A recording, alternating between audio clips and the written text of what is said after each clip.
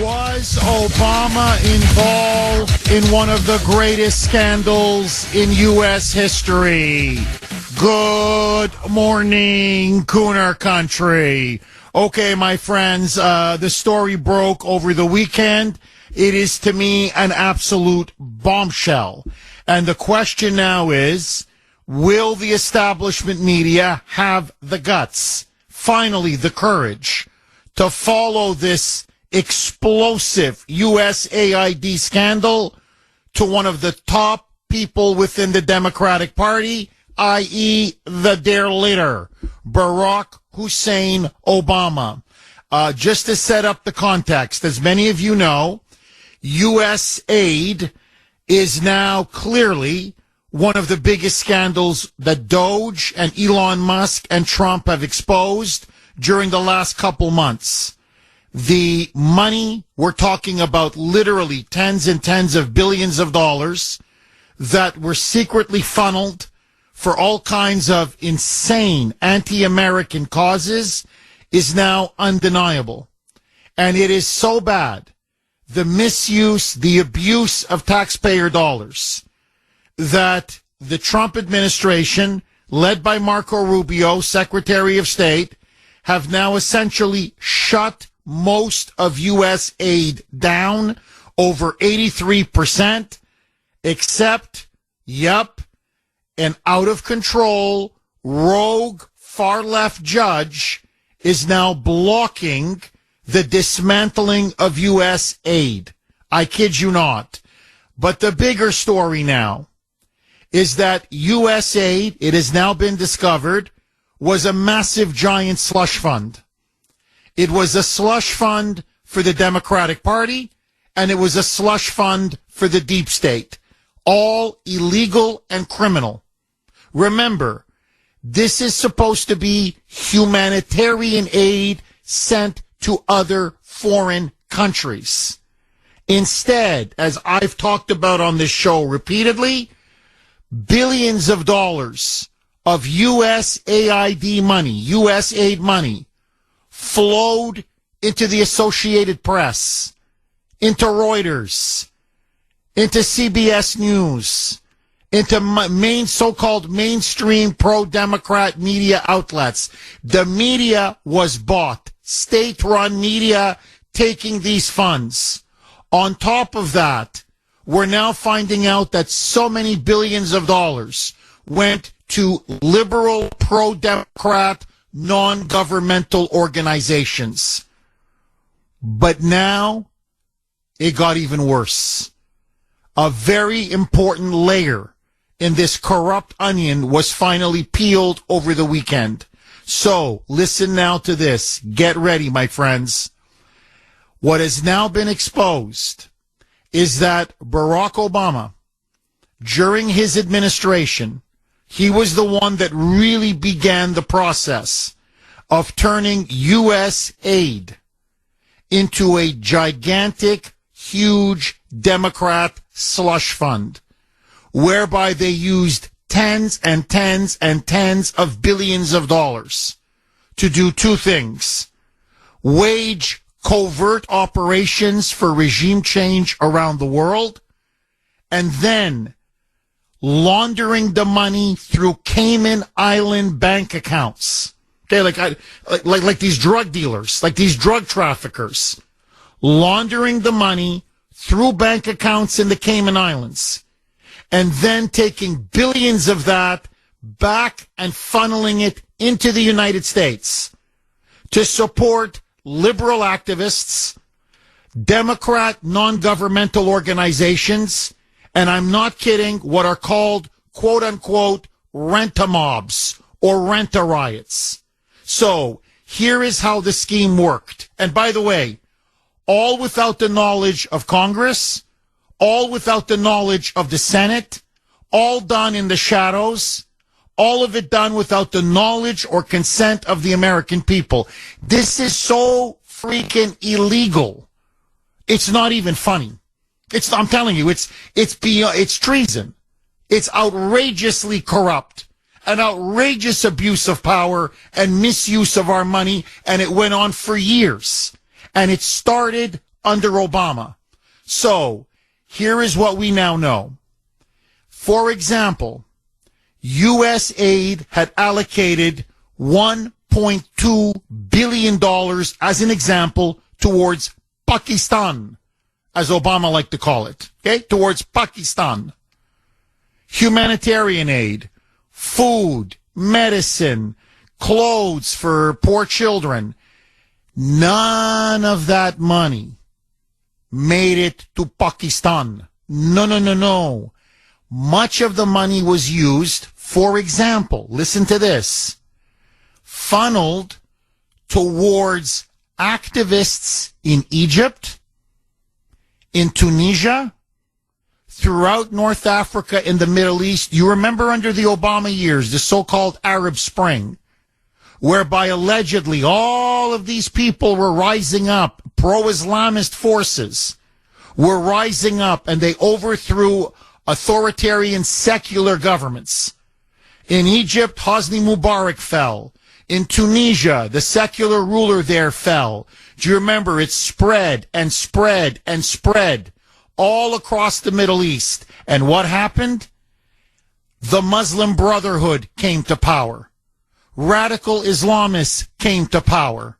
Well, now we know that money that was used to pay for the bloggers, going on Twitter, going on Facebook, supporting and funding these groups that were agitating on the streets, literally giving them talking points, telling them, okay, here's where you're going to meet. You're going to meet at this street with this group at this time. They even ordered and directed the specific chants, the slogans that they were going to use, just to say, overthrow the Mubarak regime in Egypt.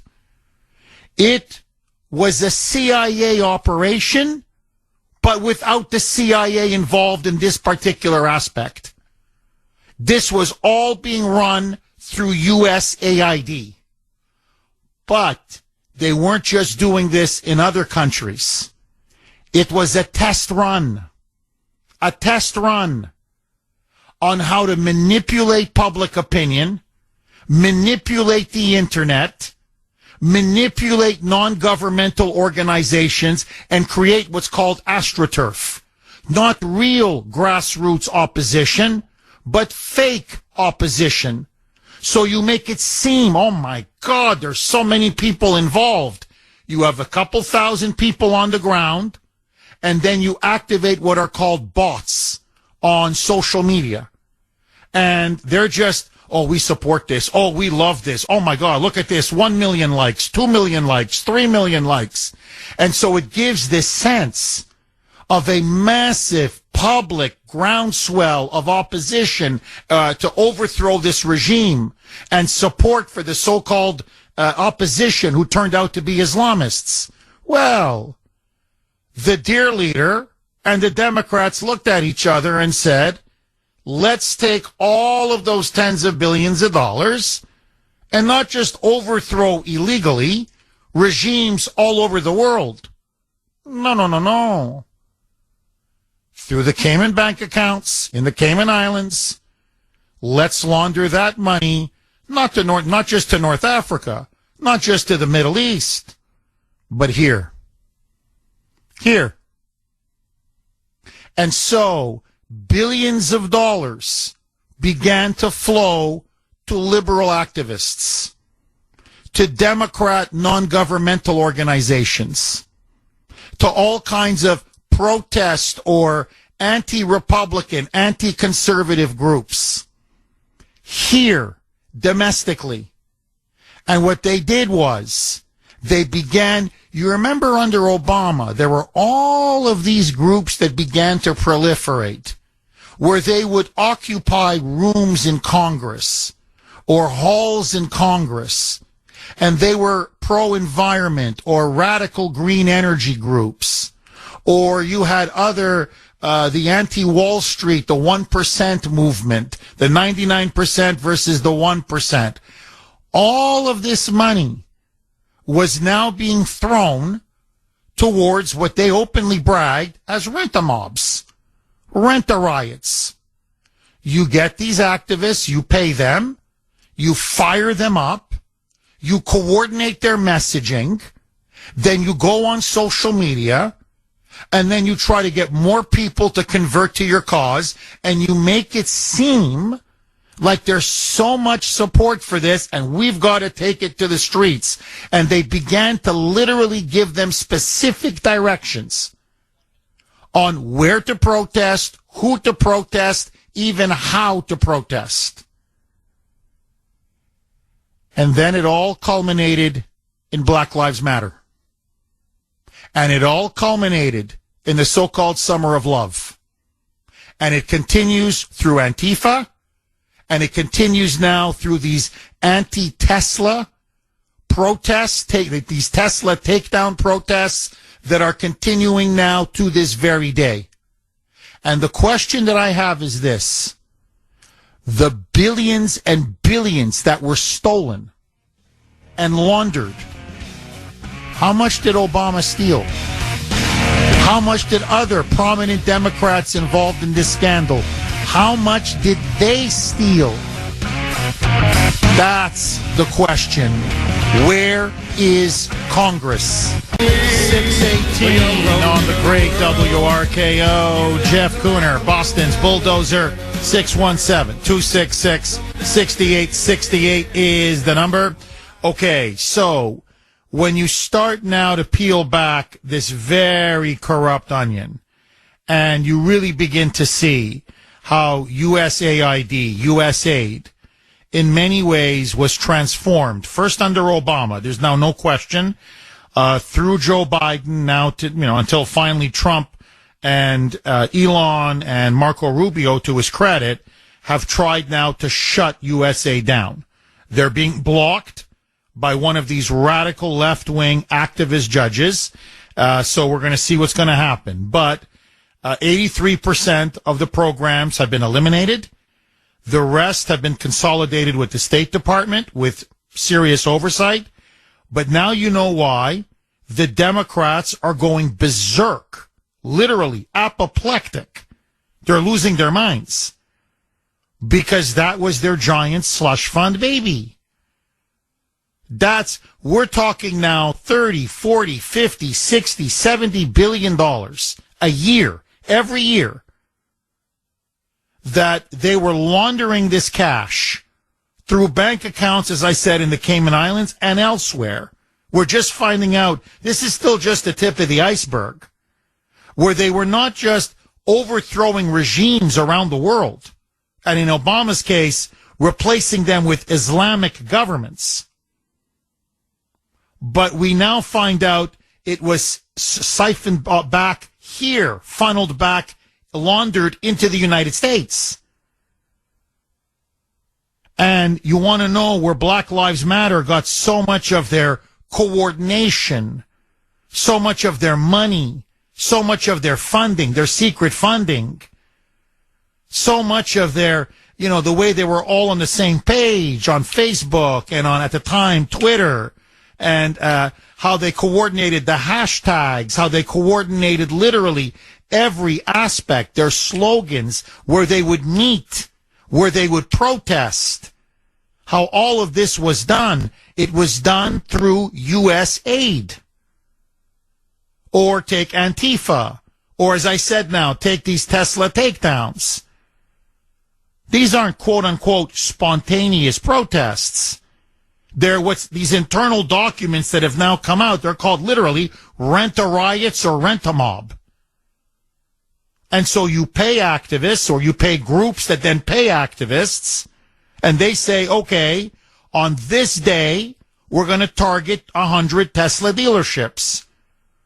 We're going to hit them in Oregon. We're going to hit them in Washington. We're going to hit them in Boston. We're going to hit them in New York or Chicago, whatever. These addresses from 10 to 2 or whatever, 12 to 5 or whatever it is. And you're all going to say this, and these are your talking points, and you're going to mob the showrooms, and we need you to start, here are the Molotov cocktails, or here's how you produce the Molotov cocktails, and I want you to start destroying cars. Or go after private cars on the streets. This was their giant slush fund. Now, a couple of questions. 617-266-6868 is the number. Obama has become fabulously wealthy. It's no secret. A $12 million mansion on Martha's Vineyard, $12 million. He's got a multi-million-dollar mansion in Hawaii, almost $10 million. He's got a multi-million-dollar mansion in Chicago. Okay, in Chicago. He's got a multi-million-dollar mansion in Washington, D.C. You don't get that from books. There's no way you get that from books. Now, I know he was put on the board of Netflix, and I know he gets paid outrageous money for speeches, which is another pay-to-play scheme, okay?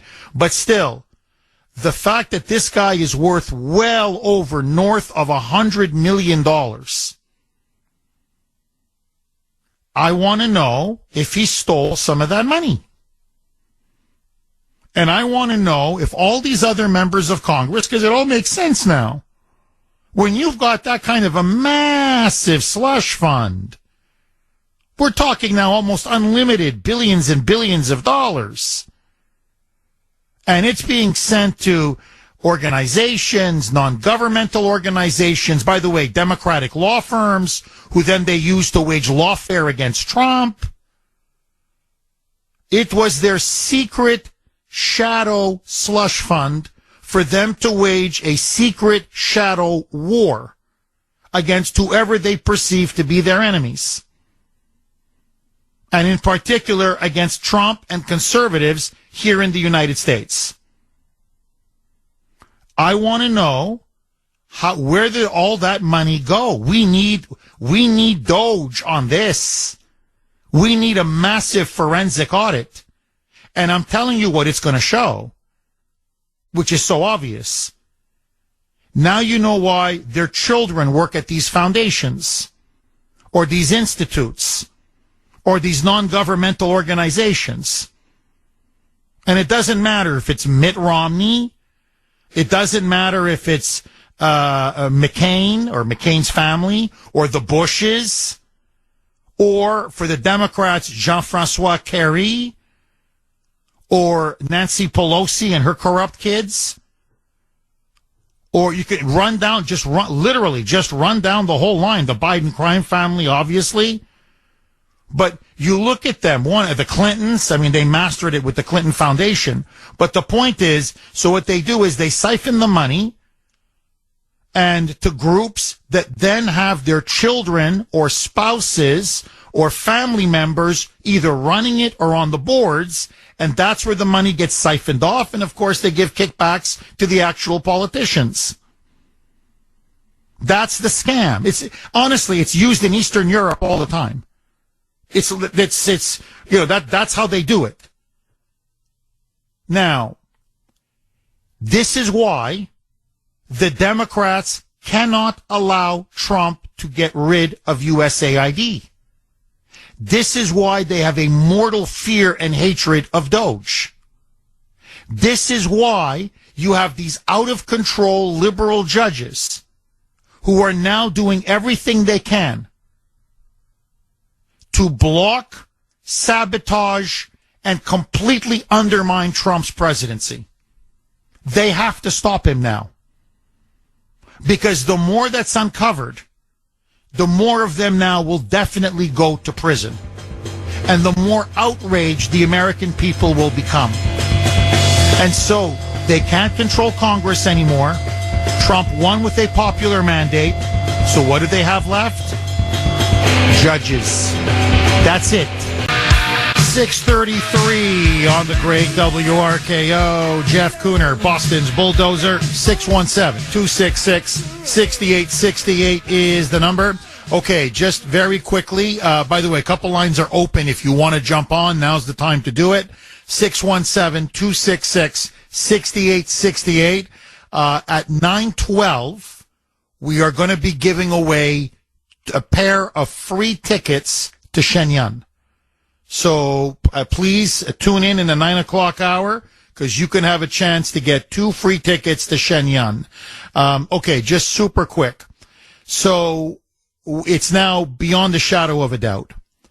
The Democrats, led by Obama, this began under Obama, there's no question now, turned USAID, into a gigantic, massive slush fund of literally tens and tens of billions of dollars every single year to overthrow governments they didn't like, foreign governments, and usually to replace them with Islamist governments, Islamic fundamentalist governments across North Africa and the Middle East. However, money was laundered to accomplish this through bank accounts in the Cayman Islands. It's now coming out they didn't just do it to overthrow foreign governments. They used some of that money that they were laundering through the Cayman Islands and redirected it here in the United States to help Democratic causes, Democrat organizations, and to take down Republicans and especially Donald Trump. Black Lives Matter, Antifa, it continues to this day with this Tesla terrorism that's taking place.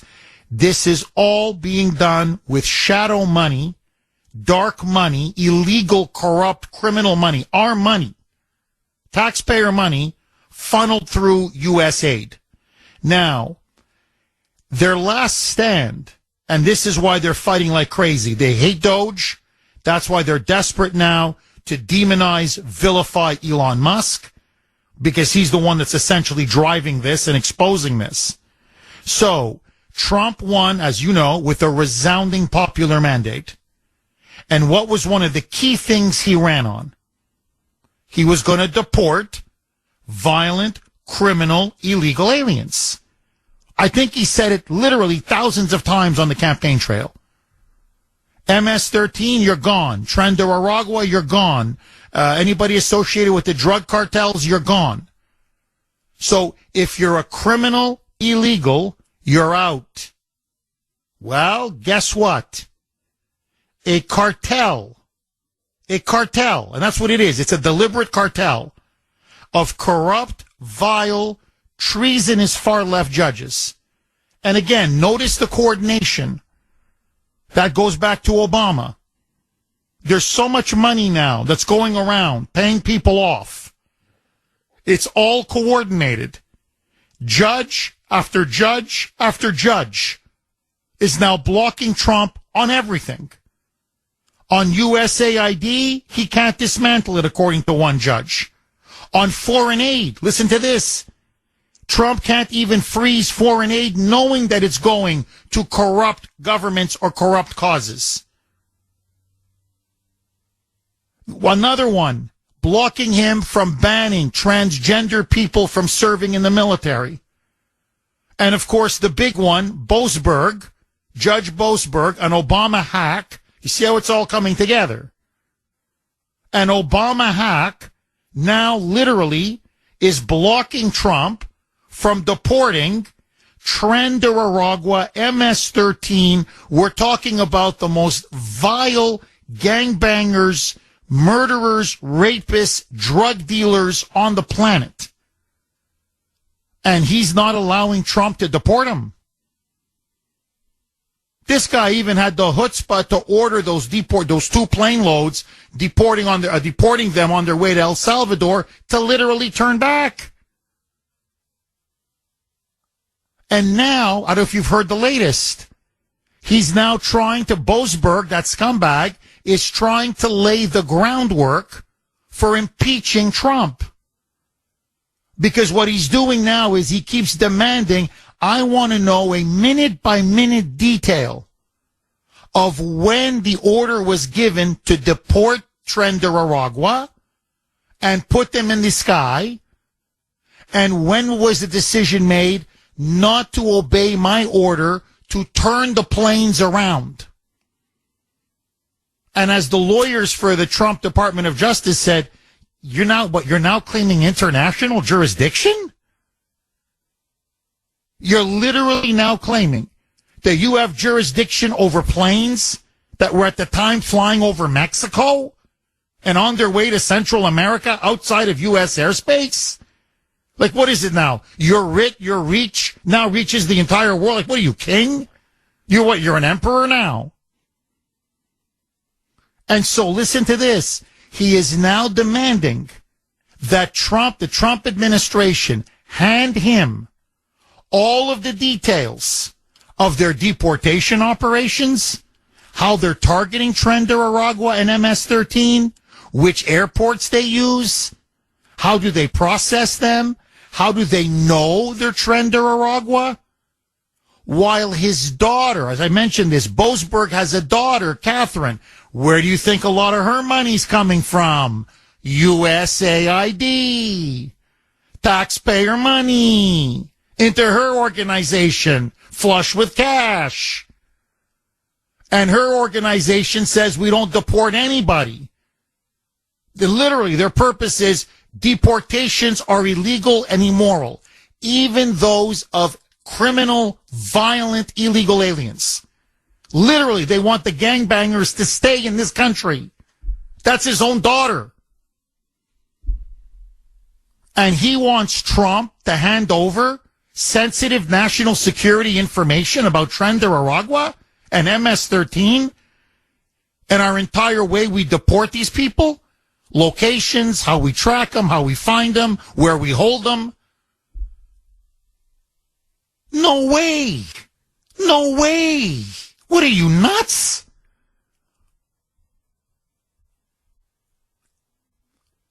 Boasberg now, they're trying literally to deport, they're trying to prevent Trump from deporting these illegals.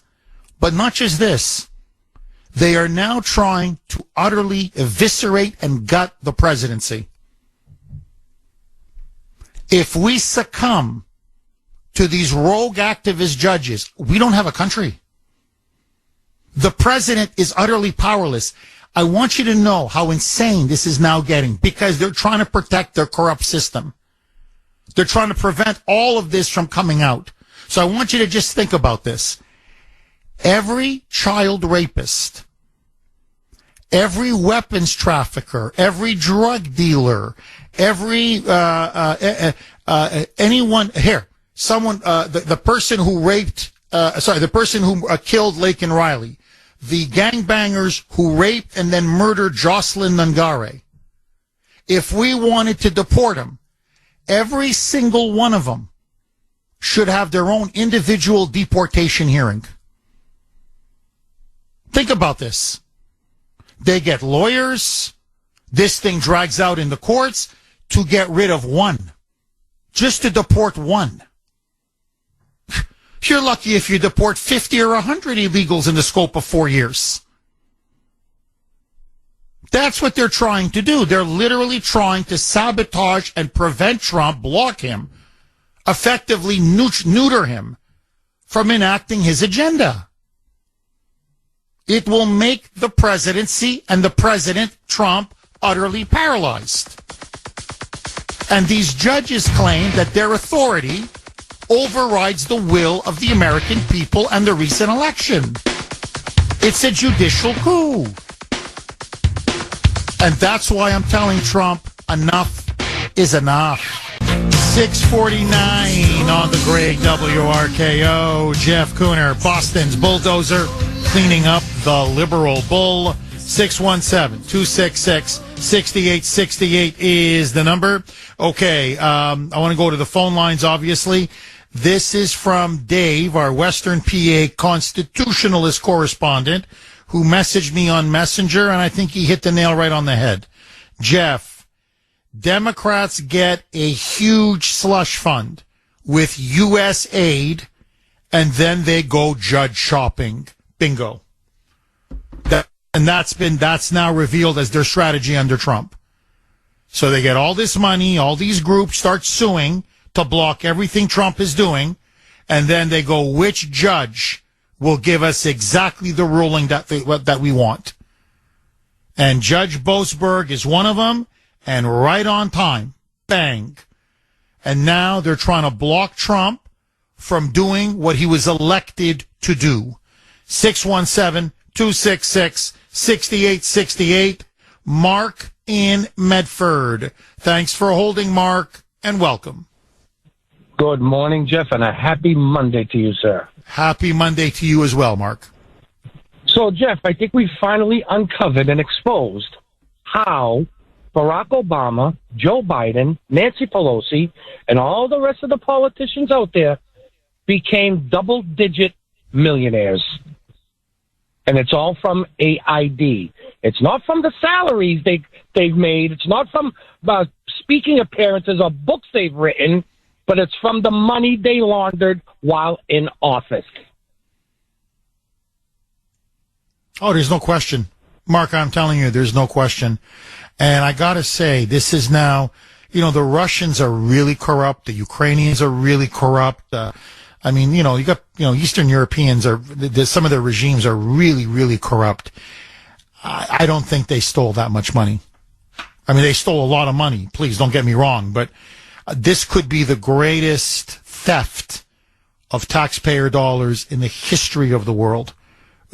When you're looking at these kind of numbers, look, in Russia, just to give you an example, if Putin steals, let's say, 3-4 billion, that's considered a lot of money.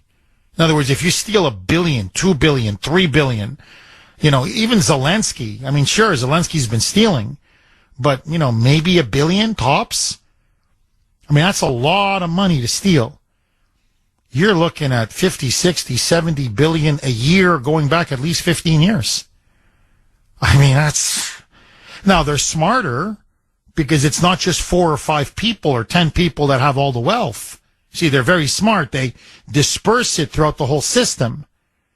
And that's how they got so many politicians to buy in, and their families and lobbyists and NGOs and the media. They got everybody in on it, right? Everybody's got their finger in the pie. So they get more buy-in, a lot more. There's a lot more complicity in the system. But Mark, this is criminal. We now have a third world government. With this kind of stealing, there's no question. There's no question. And that's why they hate Elon, because he's exposing all of it. And that's why Elon's saying, don't you realize we could literally cut $1 trillion, $1 trillion. You know what kind of money that is? From the budget. We could practically balance the budget just by rooting out all of this corruption and thievery and bribery and fraud and abuse and waste of money. The stealing. He goes, all of it. Mark, I don't know what scandal can be bigger than this. Mark, am I wrong? Jeff, you're 1,000% right. But think about this for a second, Jeff.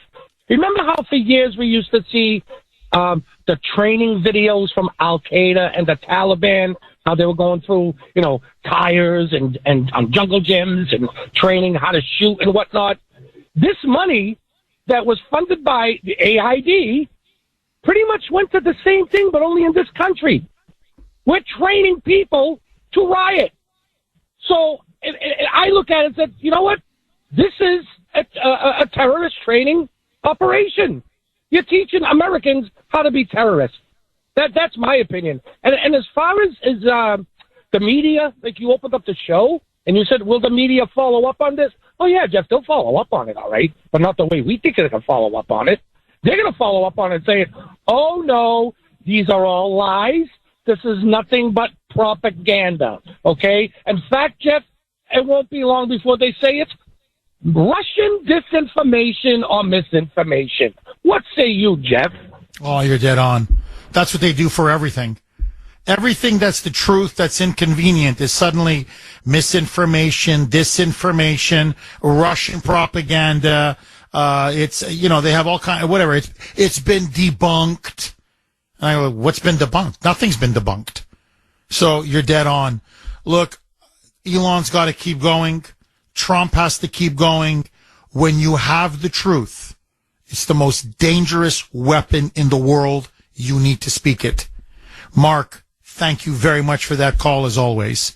617-266-6868 is the number. Marlene in Waltham. Thanks for holding, Marlene, and welcome. Hi, Jeff. Long time. I have 2 points. But I must say this. Remember way back then at the beginning, 2016 or so, when your friend, Mr. Kelly, used to call in and say, I'm really worried about this. We were all worried about it. And we were so happy that he called and mentioned it to bring it up front. And we still worry. But I want to say, don't forget Pelosi's wrap-up smear and the media that back this all up. And also the Republicans. Don't leave them out. I'm sure a lot of them were paid to keep this going. I am so sure that I'm sure, because they never impeached Mayorkas. There was a lot of talk. Impeach Mayorkas, impeach Biden. Nothing happened. Nothing. Not even the psychological test for Biden. Nothing. Absolutely nothing. So, way back then you talked about Brennan. Excuse me, I got to go. The CIA, Brennan and Comey, and the other guy, the director that lied in Congress and nothing happened to him. They're still going. Clapper. Yeah, James Clapper. Yeah, they're still going. That's what I want to say. Well, look, Marlene, you're completely right. And look, I've come now to this conclusion, and I'd love to have Kuner Country weigh in on this and tell me if you agree or disagree. But this is now the conclusion I've reached. The Democrats, we now know who and what they are. We know what they are now. To me, the question is no longer the Democrats. The question now is the Republicans. That's the question. We know the Democrats are our enemies. We know they hate us. We know they hate Trump. We know they want to destroy this country. But to me, the bigger threat, ironically, because we know the enemy. When you know your enemy, you can fight the enemy. Where are the Republicans that don't defend Trump? Those are the ones that stab you in the back. Those are the ones that betray you. Those are the ones. Remember, Judas betrayed Jesus. I know I'm stating the obvious, but it was from one of his own. One of his own. In fact, he even kissed him. I would never betray you, Jesus, ever, ever. He kissed him. The kiss of Judas. I love you so much, and kissed him. And of course, he betrayed him. That's what you have to watch out for. Now, recently, you can look it up. Please don't take my word for it. There was a vote to codify the Doge cuts. So, in other words, it's not just going to be eliminated through the executive branch, but now in Congress, through legislation, they're going to slash, permanently cut all of that funding to USAID and everything else, the waste, fraud, and abuse that Doge has uncovered. 25 Senate Republicans voted against. 25. And you know who led the charge? Lindsey Graham. Lindsey Graham led the charge. So, you don't want these programs permanently cut?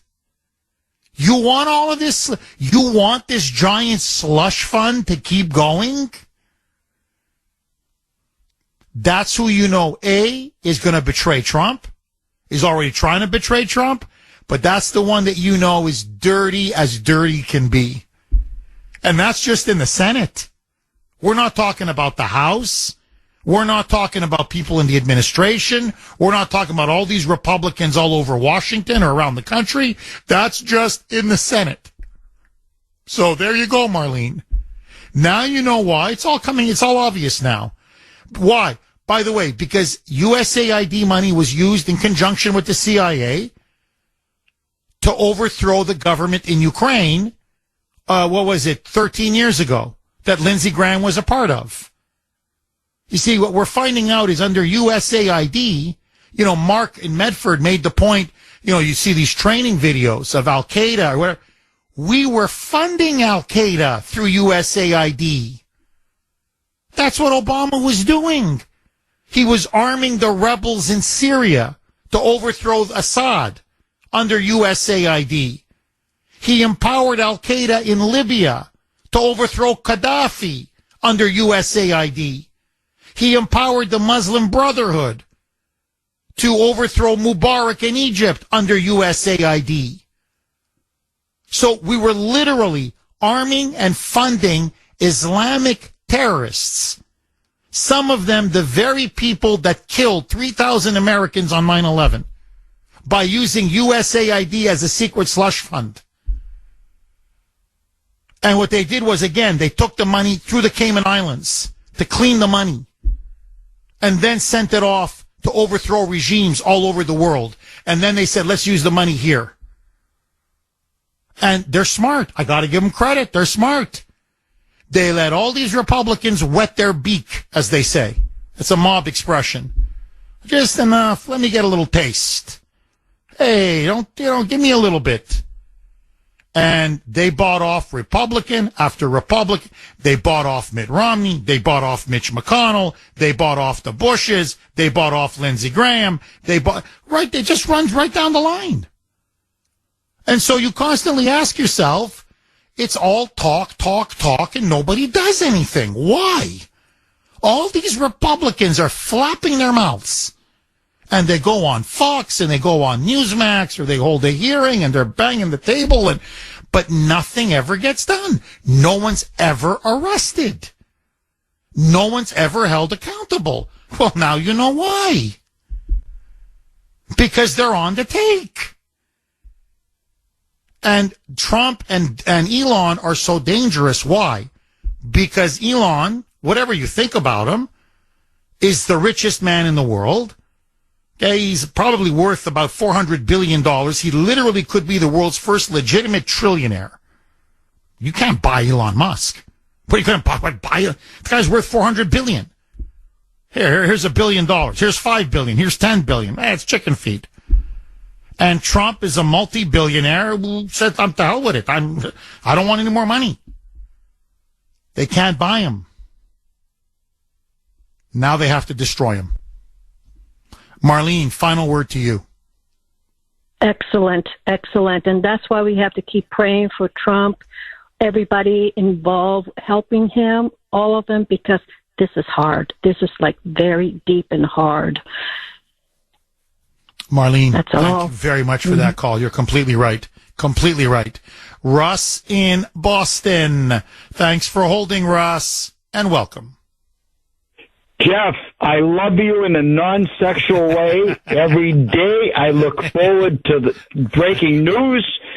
You and your team are the best in the business, without question. Thank you, okay? Thank you. And I mean that from the bottom of my heart.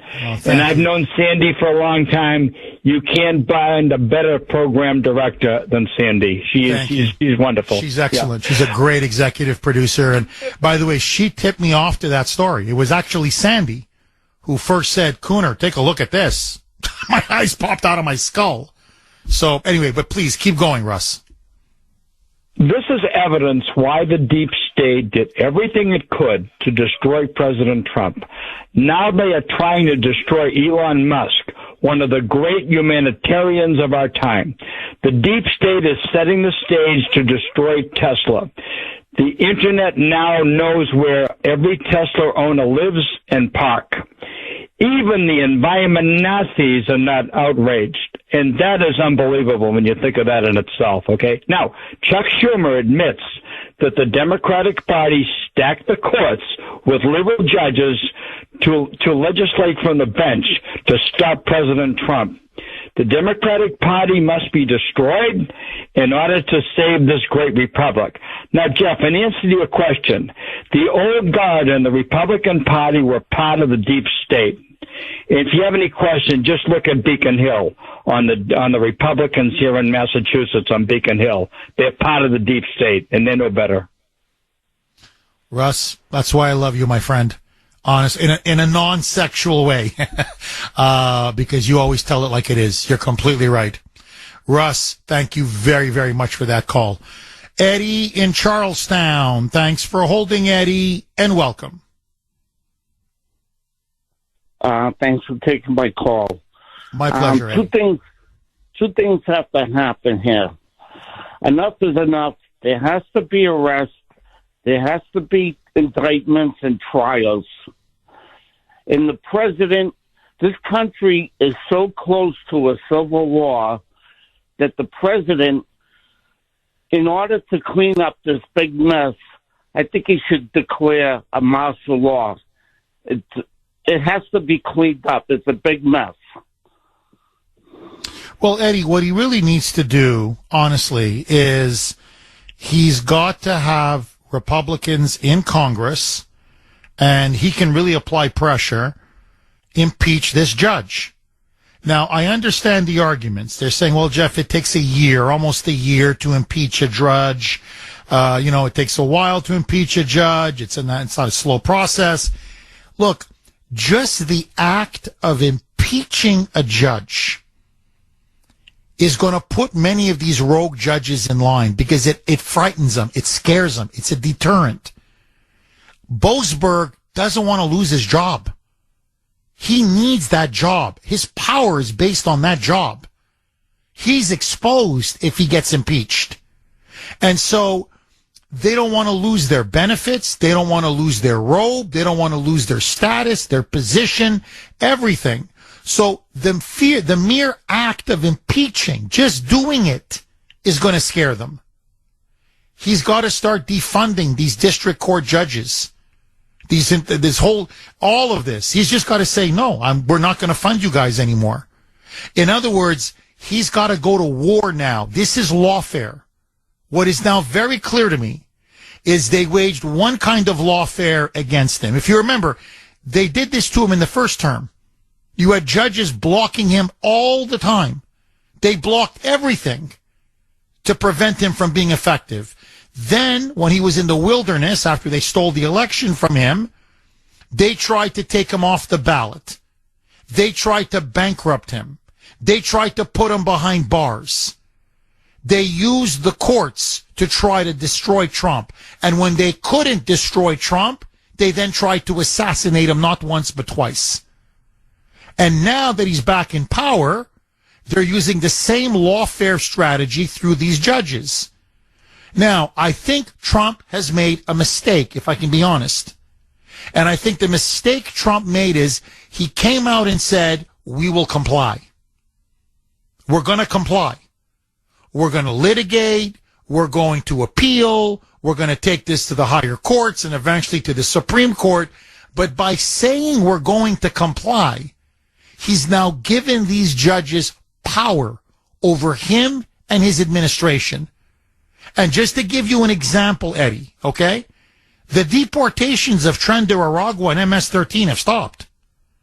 They stopped. Because this Boasberg clown, ordered him to stop, and now they're fighting it out in court. So, yes, they got 2 plane loads into El Salvador, into that maximum security prison. But there's no more Tren de Aragua being deported out of our country. No more MS-13 getting kicked out of our country. And I want to play a cut because I think it symbolizes everything now that's wrong with the Trump presidency. And I love Trump. Okay, don't get me wrong. I love him. But here it is. They're talking very tough, but they're complying with these Lilliputians, these judges, these rogue judges who are just tying him down now and paralyzing him and sabotaging him and holding him back and blocking him at every turn. Listen now to Tom Homan. Homan on ABC about Judge Boasberg and blocking these deportation flights, Tren de Aragua, MS-13, roll cut 11. Mike. You have since said that the administration will abide by court orders. We heard Donald Trump say the same thing. So what do you mean when you say, I don't care what judges think? No, I don't care what that judges think. As far as this case, we're going to continue to arrest public safety threats and national security threats. We're going to continue to deport them from the United States. I understand this case is in litigation through the Alien Enemies Act, and we'll abide by the court order as litigated. But my quote was, despite what he thinks, we're going to keep targeting the worst of the worst, which we've been doing since day one, and deporting from the United States through the various laws on the books. We're not making this up. The Alien Enemies Act was actually a federal law. It's a statute enacted by Congress and signed by the president. Now, that's under litigation. But put that aside, we still have Title VIII authority to remove illegal aliens from the United States, and we're going to continue to concentrate on those who are the biggest threat to our communities, the public safety threats. Okay, so yeah, they're going to continue some deportations, but you see, look, it's nice to say we don't care, but you know, wait, you do care because you're complying with the order. That's the problem now. And he goes, well, we're going to litigate it through the courts. Well, that's going to take time. And that's what they want. They want to run out the clock. They want to delay, paralyze. I think Trump made a strategic mistake. He should have come out and said, I'm not complying. You made your ruling, you enforce it. You don't like it, take it to the Supreme Court. But I'm putting the American people first. Agree, disagree, all of your calls next. 7:18 on the great WRKO. Jeff Kuner, Boston's Bulldozer. 617-266-6868 is the number. Okay, burn it down. Just burn it down. That's now what the radical left strategy is regarding Trump, his administration, his presidency. You see it through this cartel of these corrupt far-left judges who are now blocking Trump literally at every turn. They're making themselves president of the United States. I've never seen anything like this. So, as I mentioned, this Judge Boasberg is not just preventing Trump from deporting Tren de Aragua and MS-13 gangbangers, but now he wants to see specific national security details about how do they know someone's Tren de Aragua or MS-13? How do they identify them? Which groups have they infiltrated? Where have they infiltrated? The deportation flights, where do they take place? How do they detain them? How do they get them onto the flight? Everything, every aspect of the way Trump is trying to crack down on these transnational criminal gangs. It's none of his business. No one elected him president of the United States. He's not the head of the executive branch. He doesn't control foreign policy. It's stunning. Now, it's not just the judges. There was a big Associated Press piece. Now, remember, AP is state-run media. AP is huge. When you look at, let's say, CNN or MSNBC or even many of the local channels, and you see the chatter at the bottom of your screen, the news feed, those are usually AP stories.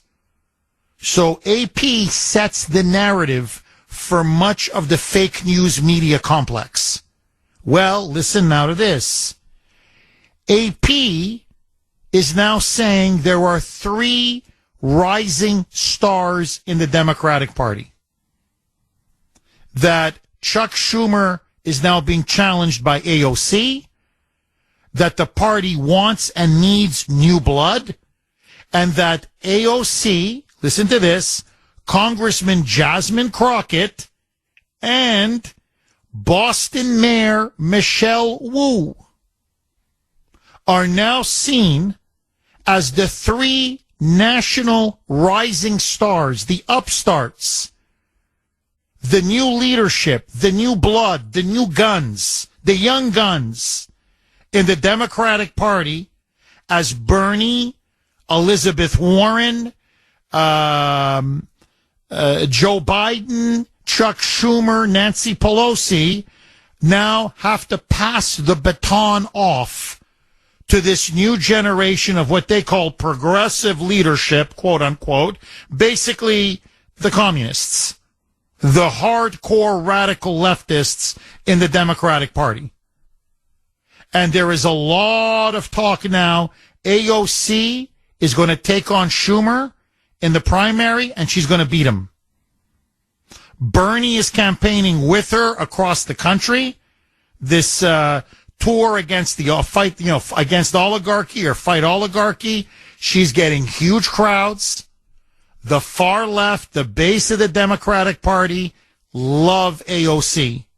Jasmine Crockett, who to me is a whack job, a legit whack job. Congresswoman from Texas, she's getting a ton of airtime. She's on CNN, she's on MSNBC, she's on ABC News, she's on CBS. You can't, everywhere you go now, you see her. And of course, Michelle Wu. This is not just local. Michelle Wu has now become, for many on the far left in the Democratic Party, a national superstar. Why? Because she is blocking, defying, and fighting back against Trump. And both of them have a strategy: burn it down. Burn Trump down, and if need be, burn the country down to stop Trump. And so what you're talking about now is the weight of the Democratic Party, the power in the Democratic Party, is shifting from this corrupt establishment old guard. And you clearly see it now with Chuck Schumer. He refused to have a government shutdown. He allowed the government funding bill to pass. And I mean, they are destroying him. It is now an all-out Dem civil war. But he's losing, and the radical left is winning. Now, they're jostling for leadership at the Democratic Party and who they want to put up in 2028, most likely against J.D. Vance. And Michelle Wu's name is coming up again and again and again. Maura Healey is throwing her support behind her. Warren is throwing her support behind her. Markey is throwing her support behind her.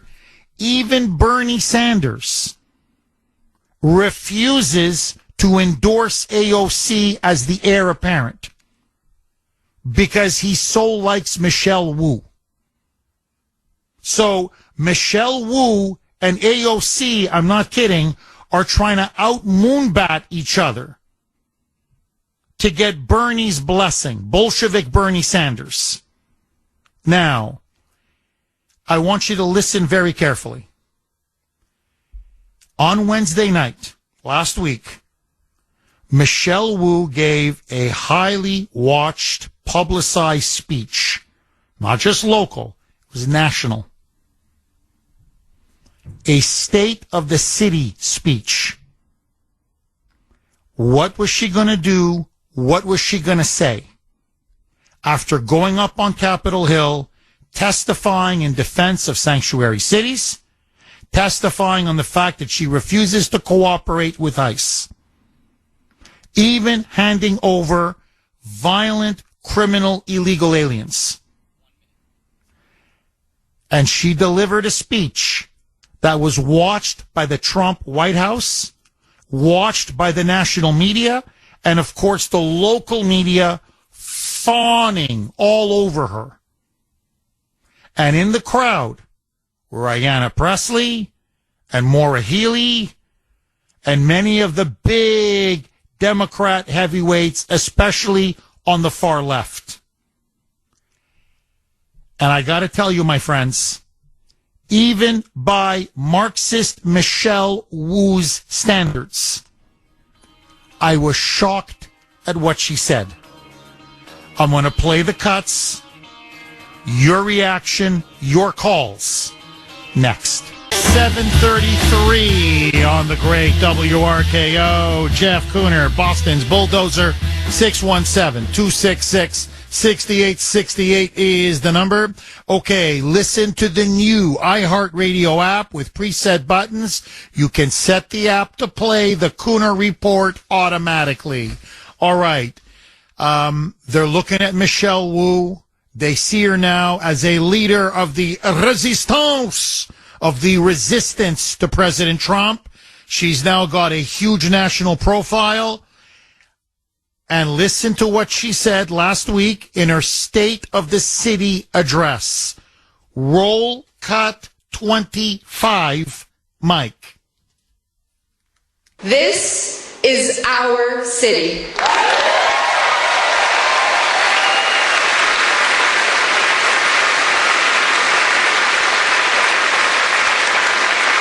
No one tells Boston how to take care of our own.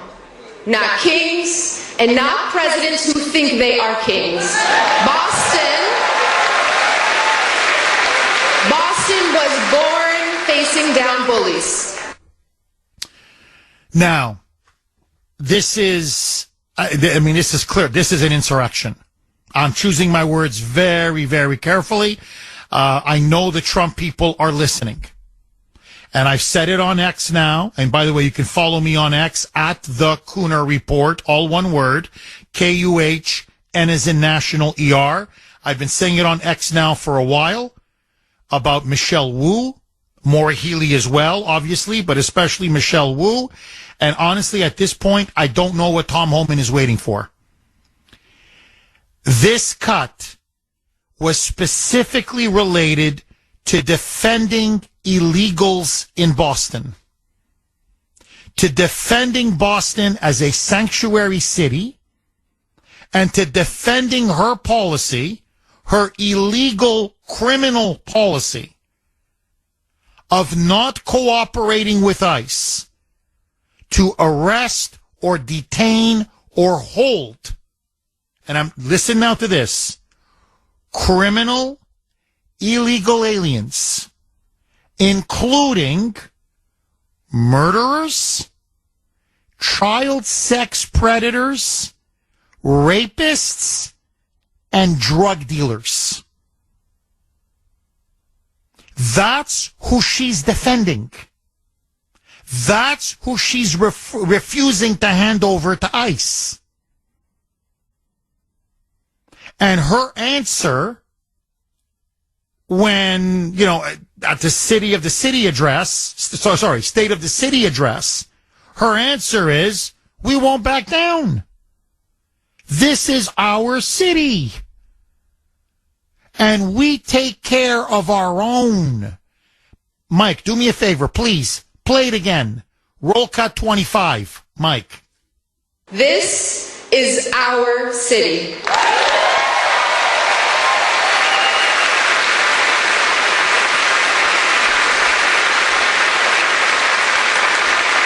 No one tells Boston how to take care of our own. Not kings and not presidents who think they are kings. Boston was born facing down bullies. Now, think about what she's saying. What she's saying is, we take care of our illegals. Even if it means that they're violent, criminal, murderers, and gangbangers. This woman is seriously sick in the head. But not just that. It's not just that she's vile, sick, and twisted. Let that go. Just let that go. This is our city? This is our city? We quote unquote take care of our own and we don't bow to kings? Or presidents who think they are kings, i.e. Trump? That's clearly what the shot was intended against. So let me get this straight. For upholding federal immigration law, which is 1,000% in the Constitution, granted to the federal government, that power is not granted to the states, to mayors, or to localities. It is fully delineated to the federal government. There's no debate on this. It's an exclusive federal government jurisdiction and authority. Trump is now a king? For wanting to secure our border from an invasion, he's now a king? For wanting to deport, again, let me stress this, illegal aliens, they have no right to be here. Convicted murderers, rapists, and child molesters that she's letting out onto the streets. He's a king? You You are one effed up left-wing radical, Michelle Wu. Let me tell you, you're sick. You are sick. And you see that? They're all cheering like crazy. Now, what this is, I'm telling you, what she's now doing, she's now saying Boston is above federal immigration law. She, as the mayor of Boston, is above federal immigration law. She's not only defying federal law, she's literally breaking and violating federal law. And as I said on X, and I want to repeat it, at this point, she's practically begging Trump and Homan. She's practically daring Trump and Homan, come and arrest me. I'm Saint Michelle, patron saint of the illegals. I want to be a martyr. Because she thinks that will catapult her into 2028 and the Democratic nomination. And that's why she's getting more outrageous, more ridiculous, and frankly more lawless with every and each passing day. And look, I love Tom Homan. I've said this before many times. But you got to get off that camera. Because you promised to bring hell to Boston. I'm not seeing the hell. I don't see the hell. We're waiting for Homan to come in with mass deportations and in particular arrest her ass. This is borderline secession. What she's really saying is we're Boston and we do what we want. We don't obey by laws. We don't obey the federal government. This is eerily similar to the Democrats in the Old South when they were defending Jim Crow and segregation. State nullification, borderline state secession, complete and utter defiance of federal of federal law and of federal jurisdiction and of federal authority. And that's literally what she's doing now, except then they were defending racists and segregationists. Now they're defending, I can't believe this, Tren de Aragua, MS-13, criminal illegal alien murderers and sex predators and drug dealers. Listen now. When she says immigrants, she's talking about illegals. Roll cut 25A, Mike. We stand with immigrants. You belong here. Somos una ciudad de inmigrantes. Boston doesn't back down. There you go. So she's remember George Wallace. Segregation now, segregation forever. Well, she's now saying sanctuary city now, sanctuary city forever. Boston doesn't back down. Tom Homan, what are you waiting for? Arrest her. 7:49 on the great WRKO. Jeff Kuner, Boston's bulldozer. 617-266-6868 is the number. Okay. Many of you are making the point, and I agree with you completely. Michelle Wu wants to talk tough. No one tells us how to run our city. We can take care of our own. No federal funding. Oh, let's see how tough you are then. Cut off all federal funding. You want to talk tough? Then let's see how long you can survive on your own. Look, they got to stop. This has got to stop. And notice, she's like a Frankenstein's monster. She's becoming more emboldened, more radical if it's possible, more defiant, more outrageous, almost by the day now, because she's starting to sense there are no consequences. That maybe they, Holman and Bondi and Kash Patel, maybe they talk a big game, but so far, who's going to jail? Who's getting arrested? Agree, disagree, 617-266-6868. Okay, before I go to the phone lines, I want to give a big hat tip to Bill Malugin, Fox News, for putting this together. But I want you to listen to this now. This has gotten national attention. Donald Trump Jr., President Trump's son, in fact, put it up on X as well. Many now are openly asking, what is wrong with Massachusetts and with the Democrats who run the People's Republic of Massachusetts? You want to see how insane their sanctuary status has now become? Listen to this.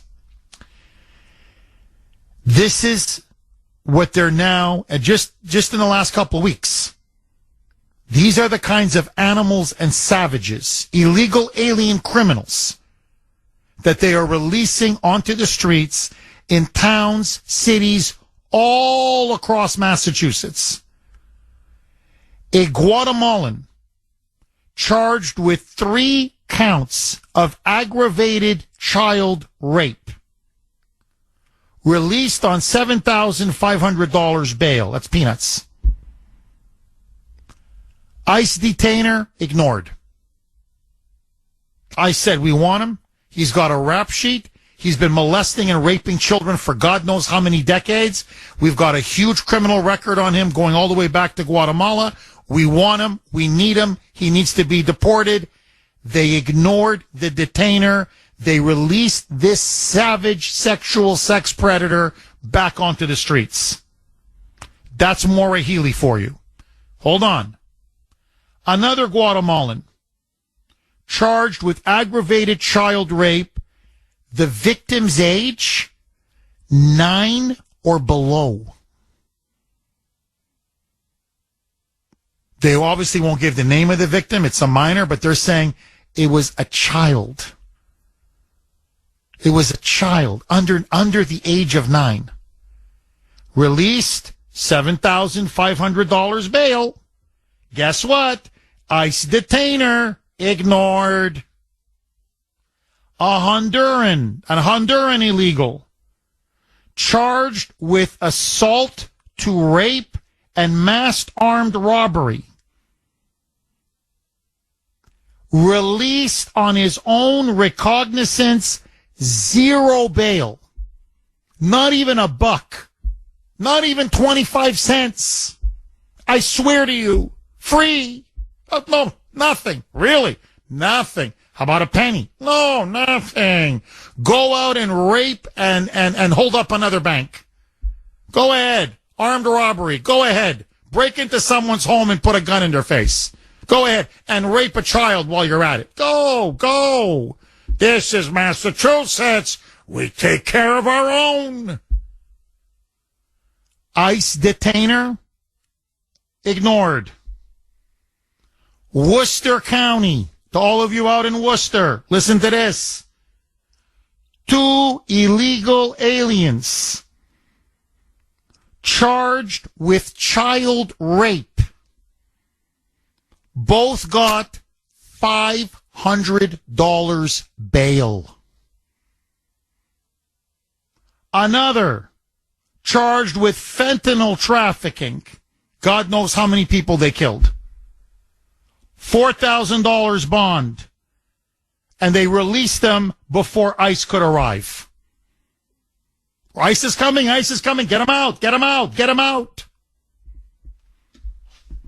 Now, let me just ask all of you this. And by the way, this is Don Jr.'s point as well, and I agree with him completely.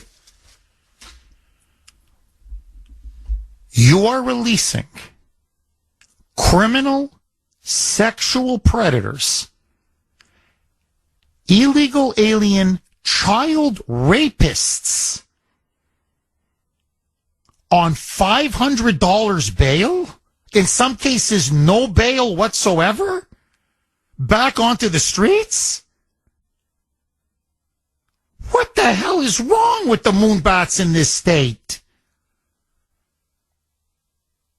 Look, I don't care. Conservative, liberal, Republican, Democrat, independent, young, old, gay, straight, male, female, whatever.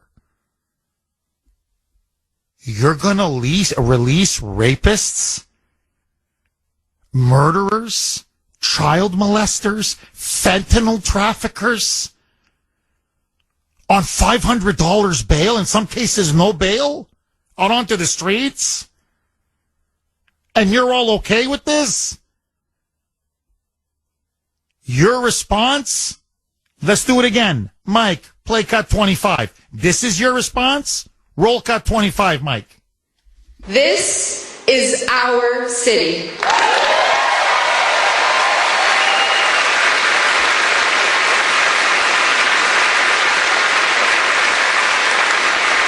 No one tells Boston how to take care of our own.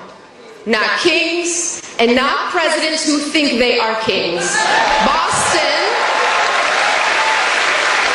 Boston was born facing down bullies. Now, I'm telling you, you know what she sounds like? No, I'm serious. Noriega in Panama. Or the Marxist thugs that the Sandinistas that run Nicaragua.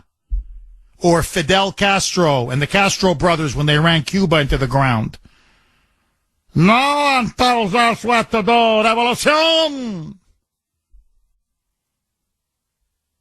As they protected mass murderers, criminals, weapons traffickers, rapists, scumbags. I mean, you wouldn't believe who these commies were in bed with. But it didn't matter. They were like a third world tin pot dictator. No one's going to tell us what to do. When Uncle Sam thinks they're going to tell us what to do, revolution. I just laid out a list, okay, across Massachusetts, and obviously we know what's happening in Boston.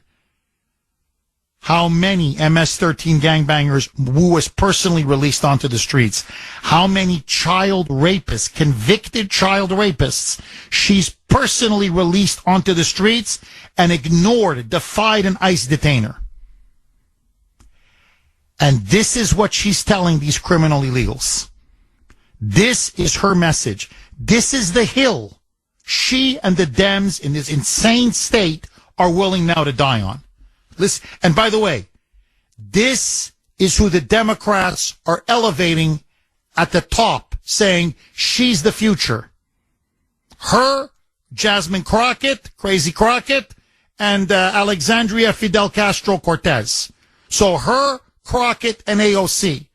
That they're saying that's the trifecta. That's the triumvirate. That's the progressive holy trinity that's going to lead the Democrats out of the wilderness. This is now her message to criminal illegals. Roll cut 25A. 25A, Mike. We stand with immigrants. You belong here. Somos una ciudad de inmigrantes. Boston doesn't back down. Not backing down. And one last point, I want to go right to the phone lines. Let me translate for you everything what she said, okay? In this very simple sentence. To Holman and Trump, blank you. You said you're going to bring hell to Boston?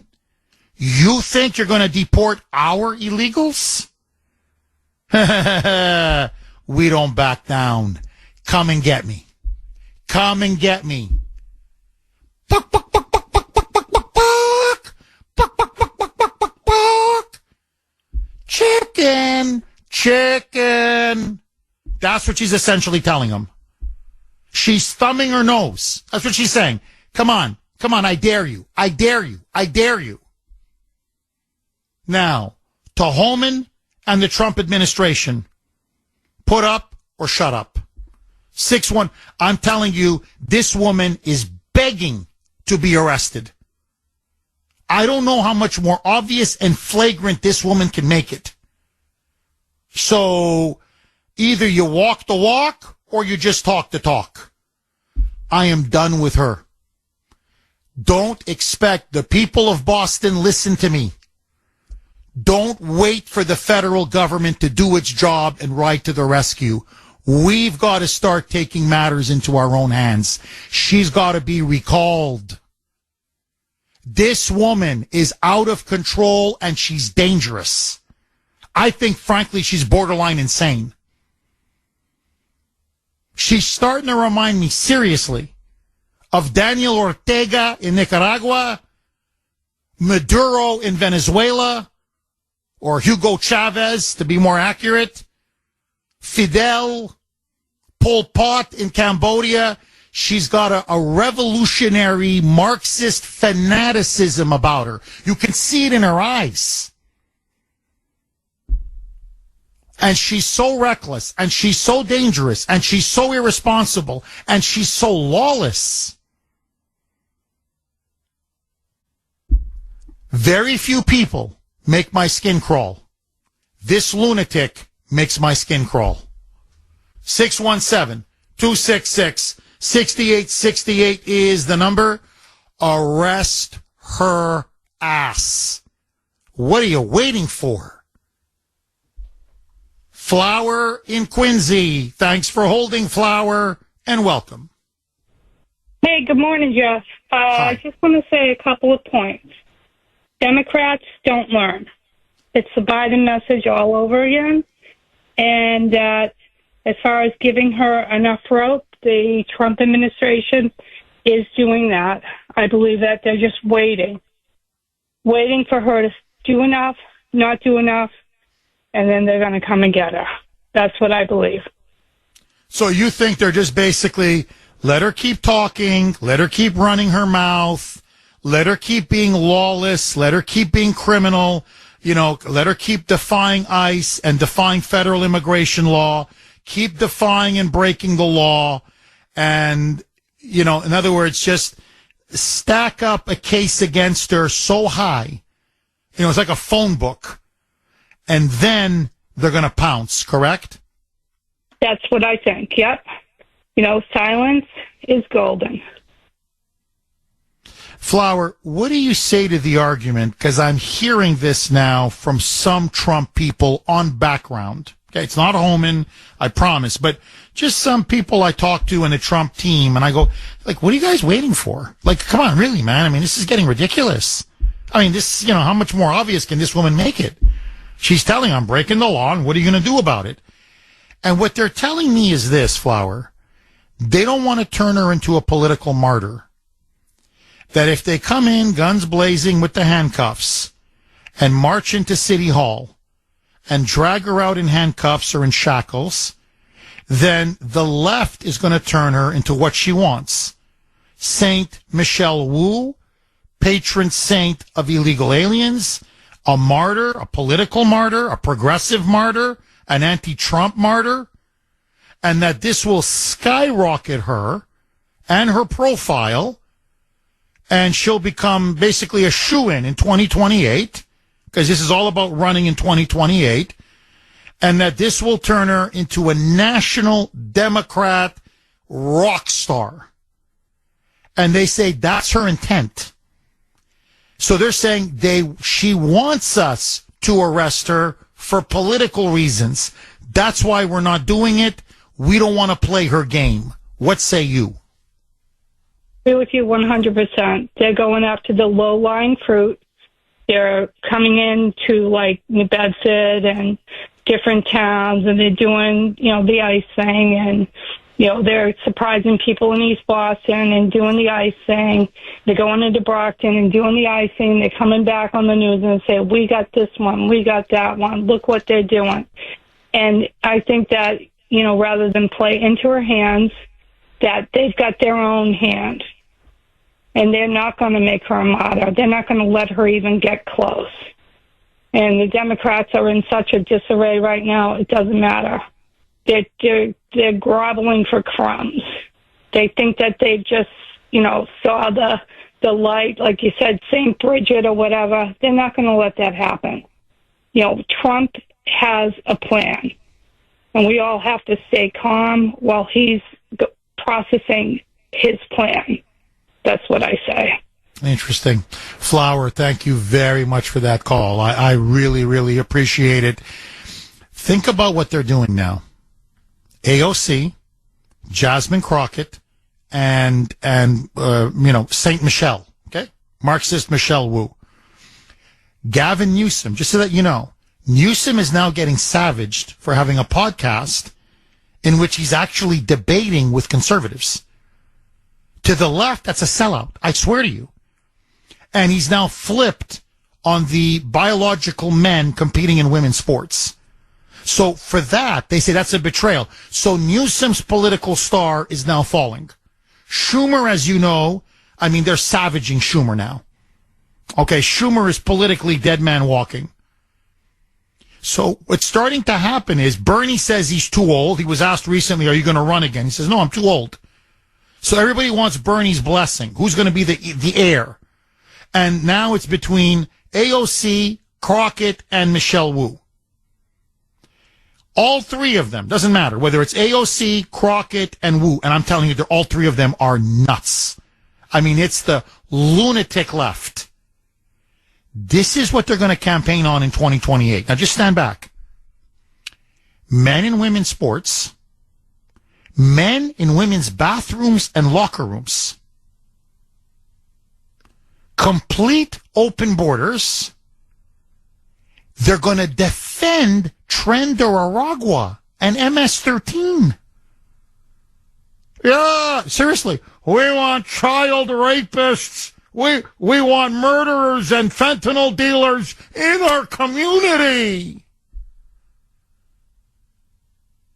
That's what you guys are going to run on? And that you support street violence and terrorism against Tesla? Like that's your mess. Oh, and transgenderism. Radical transgenderism. And you think you're going to beat Vance or whoever the Republican nominee is? It's 80-20, 90-10. Mark my words, as an historian, okay?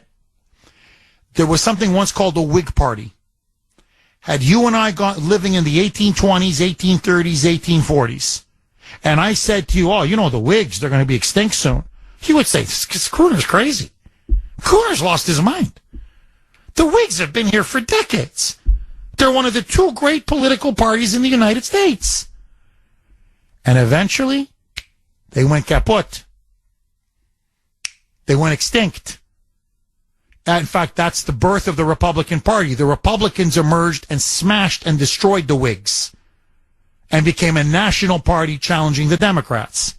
Okay, long story short, if AOC or Michelle Wu or Jasmine Crockett become the next leader or take over the complete commanding heights of the political leadership of the Democratic Party, the Democrats will go the way of the Whigs. It's not a question of if, it's a question of when. They are cutting their own throats. So, you want to run Michelle Wu in 2028? Be my guest. Because this may play well with the hardcore, insane moonbats. It's City Hall and here in Cambridge and in Massachusetts. Okay? Yeah, you won't back down. Yeah, Tren de Aragua. Yeah, baby. This may play well here. In the rest of the country, and I got to clean it up, they're going to look at this, finger to the forehead, rotating in a circle fashion. You know, we you. They're going to say, she's effing crazy. This woman belongs in a mental institution. She belongs in Mao's China. Whoa, where's the red book? Where's her red book? Calling for peasants to be exterminated. Whoa, you. 617-266-6868. She's turning Boston into a mockery. This mayor is now turning Boston into the San Francisco of the East Coast. Eric in Plymouth. Thanks for holding, Eric, and welcome. Morning, Jeff. Hi. Two things. A challenging statement to the Republicans in this state is that I don't believe they're truly Republicans. They're more like right-wing progressive statists. If that makes sense to you. Well, I want to go back to the criminals being let out with, like, no bail. A friend of mine is a commercial fisherman in this state. He was having medical issues, and we had this enclosure imposed upon us, so we had to remove all of our fishing gear from state waters. So this guy, who never asked anybody in his life for help, was... Oh, Eric, please hang on. I'm up against a hard break. I've got to go for a break, but please hang on.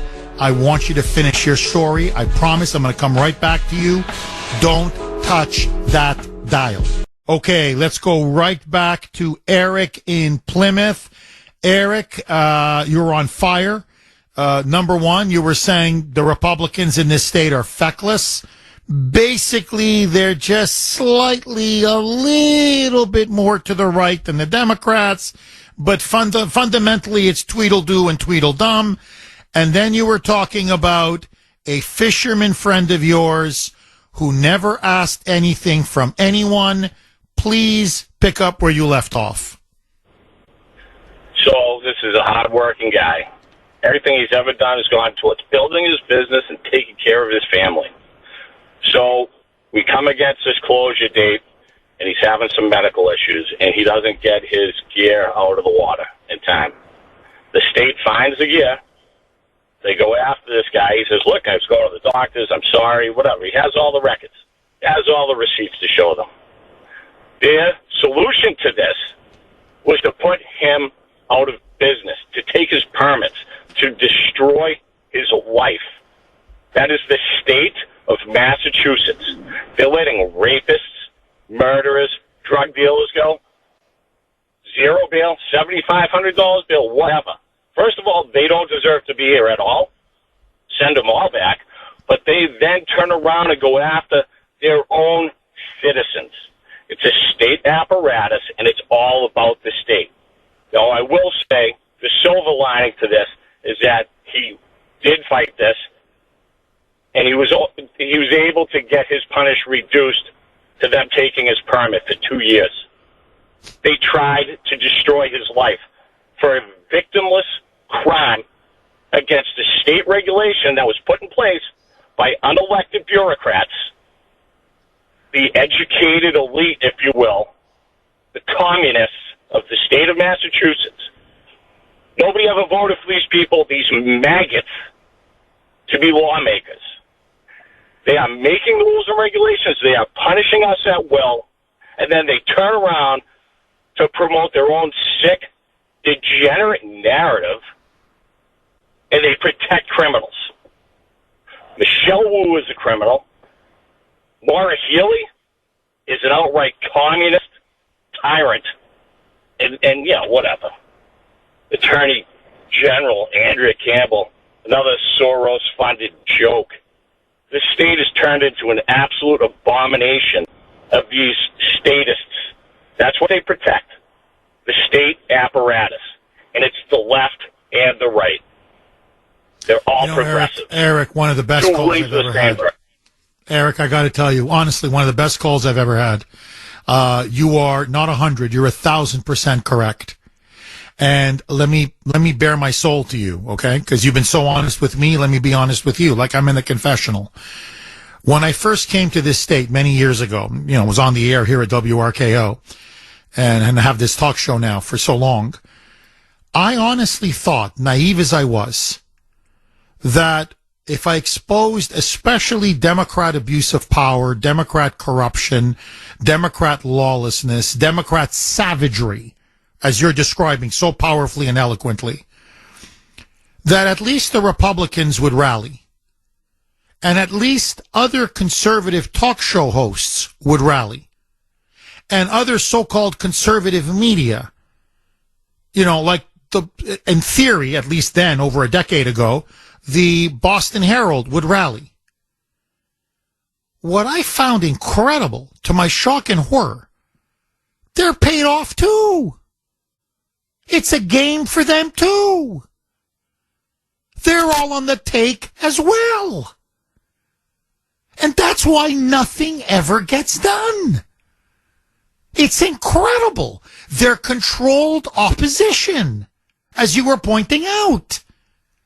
And whenever somebody tries to break that stranglehold, they will do everything in their power to destroy you. And so, for example, I don't want to get into the weeds, but Amy Carnevale, the Mass GOP chair, she is not just a globalist, she's a lobbyist. No, I don't mean former lobbyist. She is a lobbyist. I'm like, do you know what a blatant conflict of interest that is? She's a lobbyist. She's for sale. And that, she's going to pimp the position of Mass GOP chair? And this is who you have as your so-called, running the Republican Party? That's the one that the fundraising, organizing local candidates, mobilizing the grassroots, putting up effective opposition. She's done nothing. The woman is worse than useless. She wanted me off the air. She literally went to the ownership of iHeart to get me fired. She literally she filed an official complaint with the Federal Communications Commission to take me and this show off the air. And by the way, this was fully supported by the Boston Herald and others who shall remain unnamed, but you know who they are. And the reason is they have a nice little racket going. The racket is leave a little bit of money for us, pay to play. And if we make a little bit of money, you guys can do whatever you want on Beacon Hill. We'll call you names. We'll call you hacks. We'll make fun. We'll make jokes. But we're never going to seriously threaten your power, ever. And that's how the game is played. It's a left and a phony right, a controlled right, a non-right. And that's why Massachusetts keeps getting worse and worse and worse. Final word to you, Eric. So, you'd made the statement about the Whigs earlier. The reality of it is, I hate to say this, but I think they talk about the Democrat Party dying. I think the Republican Party's dying.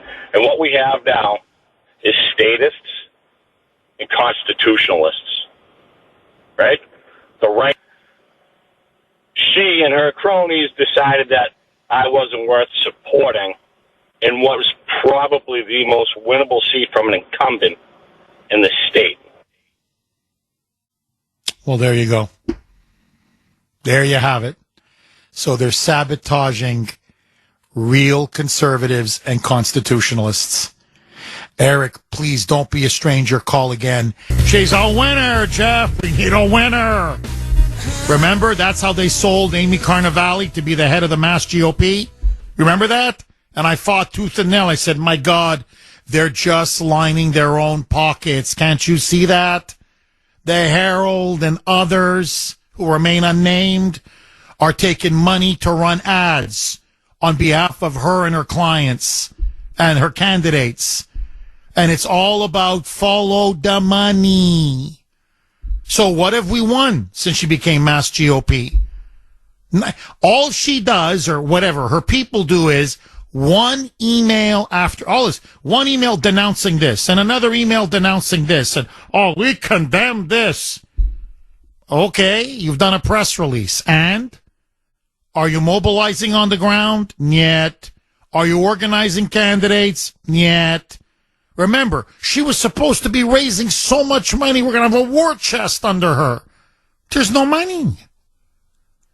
There's no money. Fake opposition, non-opposition. Many times they're openly in bed with the Democrats.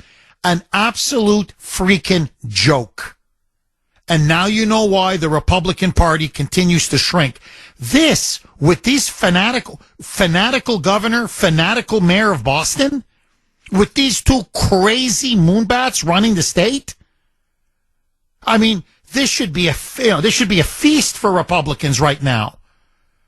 They should be they should be raising money hand over fist.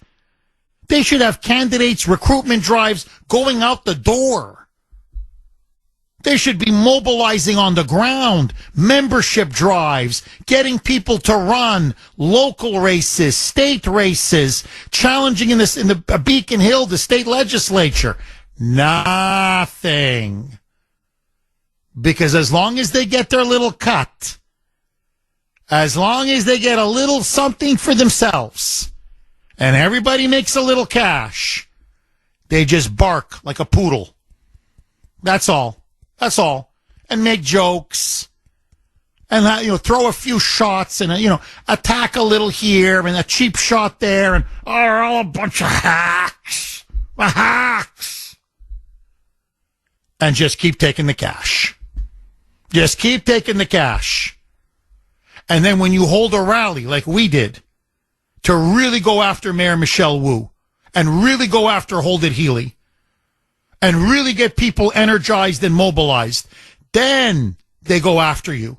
Notice the Herald and their other personalities and the rhinos attacked conservatives and Trump supporters in this state, constitutionalists, much harder than they ever attacked Democrats. Kool-Aid cultists, threat to democracy, carnival barkers, these people, the radical right, these people are dangerous. Then, how they smeared Maureen Maloney, I'll never forgive him for that. A mother who lost her son to a drunken illegal alien from Venezuela,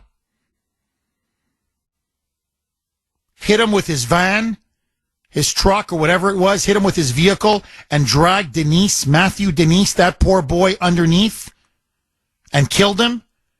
And this woman says we need to secure our border and deport illegal aliens and not have Massachusetts be a sanctuary state. And they called her insane. They mocked her and said she was part of the Kool-Aid cult and that she was disgusting and repulsive. And when I came to her defense, they then came after me and tried to remove me off the air. When have they ever tried to remove any leftist off the air? When have they ever tried to boycott, say, the Boston Globe? I'm just giving an example. But when it came to real opposition, the Herald and the Globe closed ranks. The rhinos and the Democrats closed ranks. There is no real media in Massachusetts except for this show. No one else has the guts to say it. I'm going to say it. And the Boston Broadside. I have to always mention the Boston Broadside. Lonnie Brennan on a shoestring budget, he fights. He fights and he fights and he fights. And there are some great people on social media. Catherine Vitale, by the way, broke a big story. I'm going to try to get to it later today. So there are people out there who are really fighting and trying to expose the truth. But you can count them on two hands. And so that's what I realized. There is so much freaking corruption in this state, they co-opted the other side. And it's like gangsters now. So we have our turf and you have your turf. You police your turf, we police our turf. 8:38 on the great WRKO. Jeff Kuner, Boston's Bulldozer, 617-266-6868. Okay, I want to go back to the phone lines super quick. The Kuner Country poll question of the day. Sponsored by Mario's. Mario's Quality Roofing, Siding, and Windows. Who do you think will emerge as the leader of the National Democrats? There are three, what do you want to call them? Hard leftists, communists, socialists, so-called quote-unquote progressives that are now being named or being talked about as the future of the Democratic Party. Who do you think will capture that mantle? A, AOC, Alexandria Ocasio-Cortez. B, Texas Congresswoman and whack job Crazy Crockett, Jasmine Crockett. C, Marxist Michelle Wu.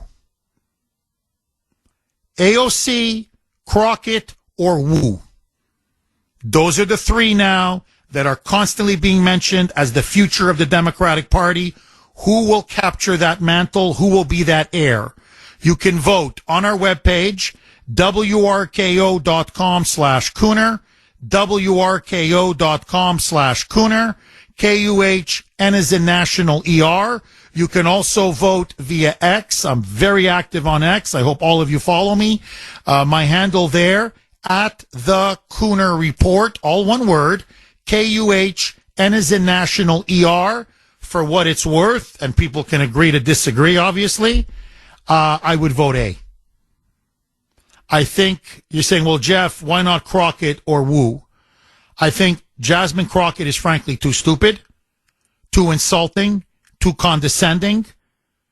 The woman she's too much of a loose cannon. But, I mean, who knows? I mean, the Democrats are so insane, they may go with her. I think Michelle Wu is not as smart as AOC, doesn't have the charisma of AOC, and is so fanatical that she just turns off too many people. AOC is more telegenic. Not that she's smart, she's dumb, but smarter than these other two. And she's a little more cagey, crafty. You know, she does she goes to Democrats and says, well, even if you don't agree with me on every issue, I want your support. In other words, she can put a little water in her wine. She seems to be a little bit more politically shrewd and opportunistic than the other two. So I would say, yeah, if she can slay Schumer in a political primary, she may be the one to watch in terms of the national leadership of the Democratic Party. But look, Michelle Wu's profile is skyrocketing.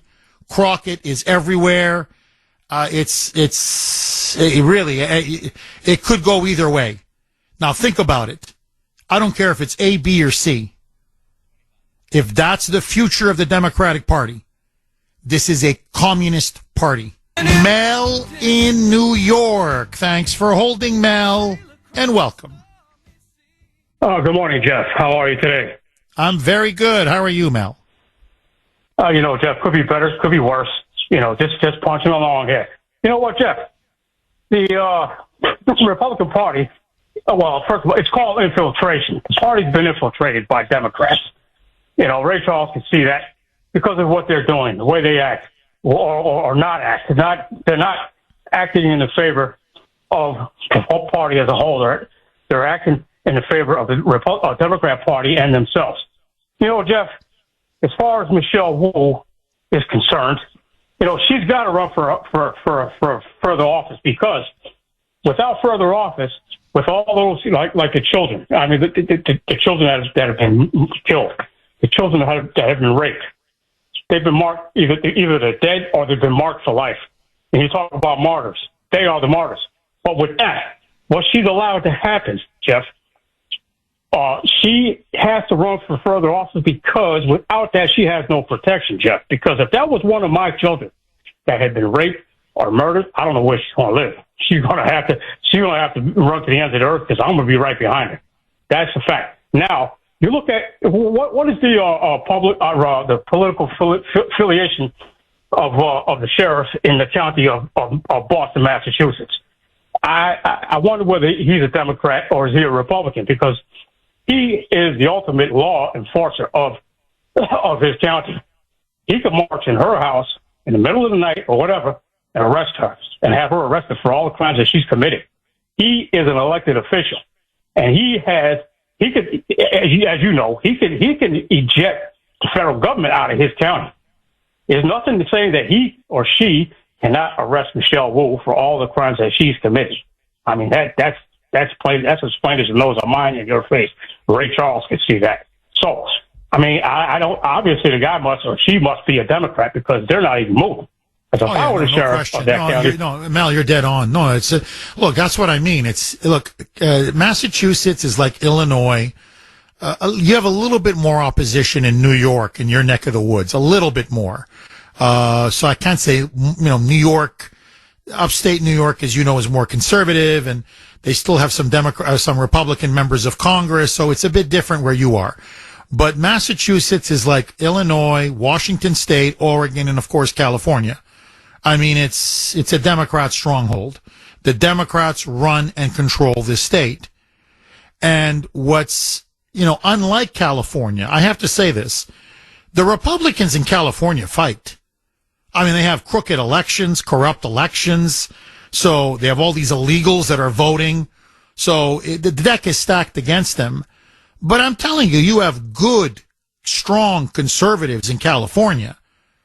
Larry Elder is out there. Dennis Prager is out there. Harmeet Dillon, who's now with the Trump administration. But, she was doing some excellent work out there. You got principled, tough, smart, intelligent, brave conservatives. Here, it's the corruption. That's what's stunning.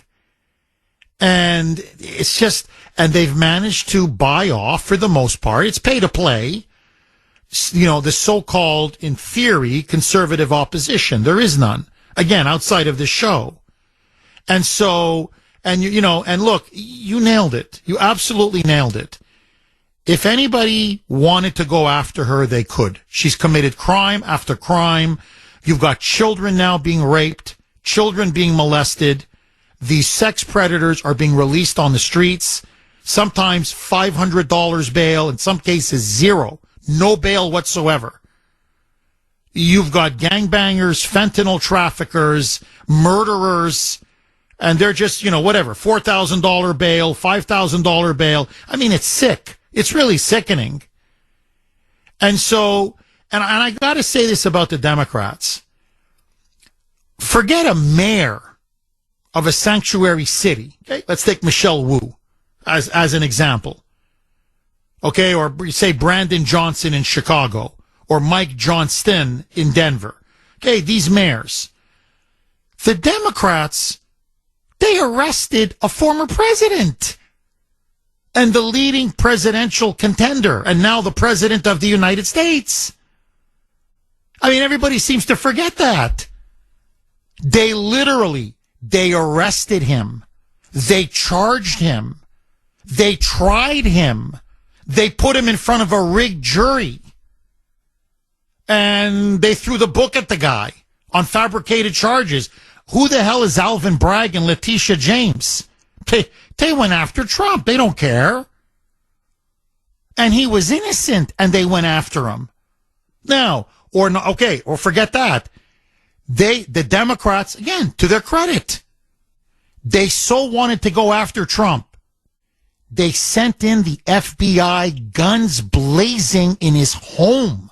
They raided his home to get him. We can't go after a mayor who's openly, defiantly breaking the law. I mean, this is a no-brainer.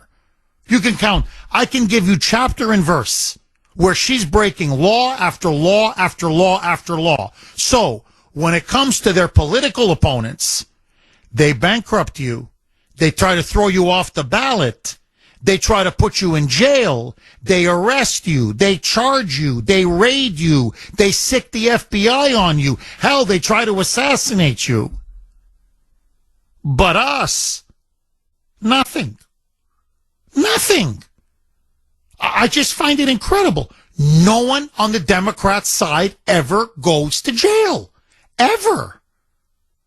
And, I agree with people on social media who are always, messaging me saying, Jeff, it's not even a question of numbers. It's just, if you arrested just a few, if you would just put a few behind bars. It would act as such a powerful deterrent, it would scare them. So much of the corruption and abuse of power would stop. But nobody on our side has the balls. Say what you want about the Democrats. They have balls. We don't. Am I wrong, Mel? You're right. You're 100%, 1,000% correct. No, we talk a good game. We can send strongly worded letters to the opposition instead of sending the sergeant at arms or the U.S. Marshal Service over there to slap the handcuffs on a few of these criminals. You know, it's just going to be a business as usual. A lot of talk and no actions. But you know, Jeff, maybe I should run for sheriff over there in the county of. I would vote for you. I would vote for you all day, all night, Mel. You're exactly the kind of guy we need to clean up the greater Boston area. Thank you, Jeff.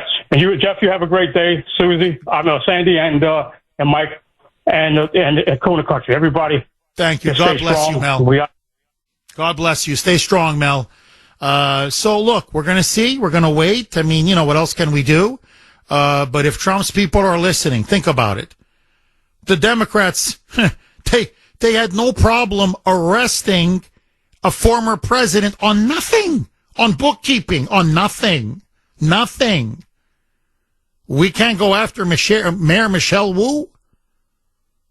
As I said, she's begging. She's practically asking to be arrested. 617-266-6868. Agree, disagree, and all kidding aside, really, okay? Why are Republicans so yellow-livered? Really, why are Republicans so yellow?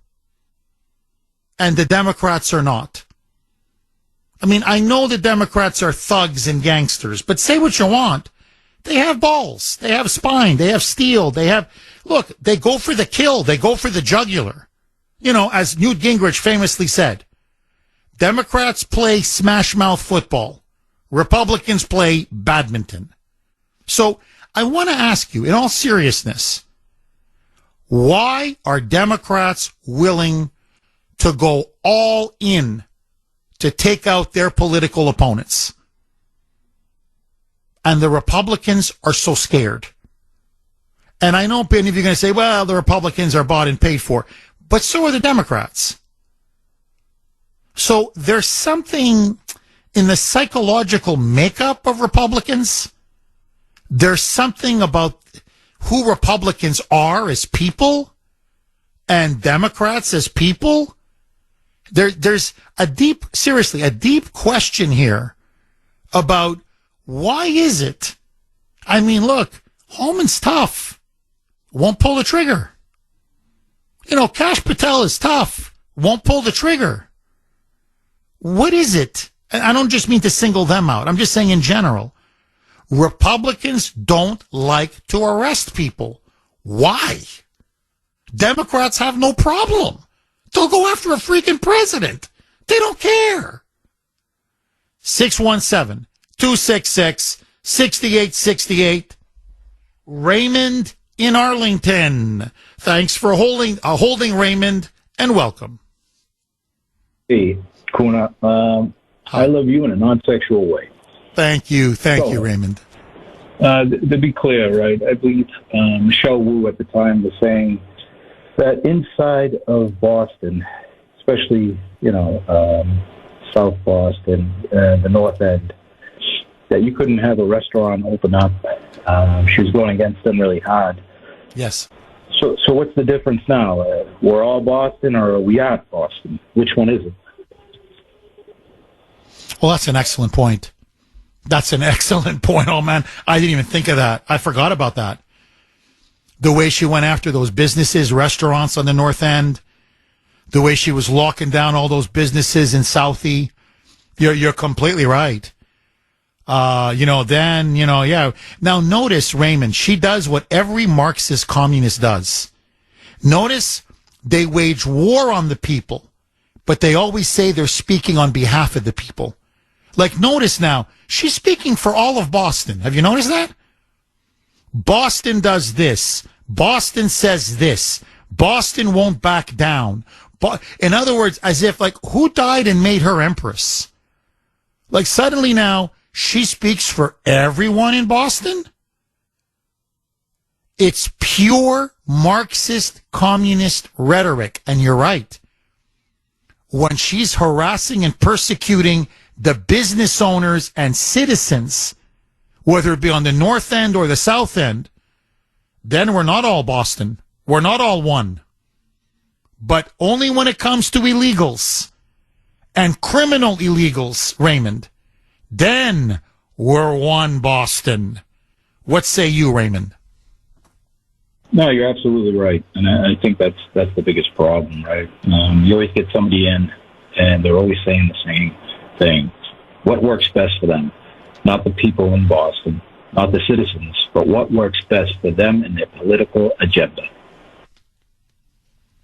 Raymond, do you think, I know Josh Kraft, the son of Bob Kraft, the owner of the Patriots, is challenging Michelle Wu for the primary. He's a liberal, a far left liberal, a leftist, but he's not crazy. You know, he's not like, he doesn't have her crazy eyes. You know, he's not going to walk around with ashes on his forehead, acting like he's some kind of a patron saint for, you know, illegals. In other words, I don't agree with them on anything, but I don't think this guy wants to burn the city to the ground. Do you think Josh Kraft has any chance, a white man who happens to be Jewish, in an increasingly racist, anti-Semitic Democratic Party? Do you think he's got any shot at beating Michelle Wu in a primary? I would hope so. But again, it's all the same. Whoever comes in, it's going to be somebody that's connected to the system that's here. What you have to do is get inside of the system that's here and take it apart systematically.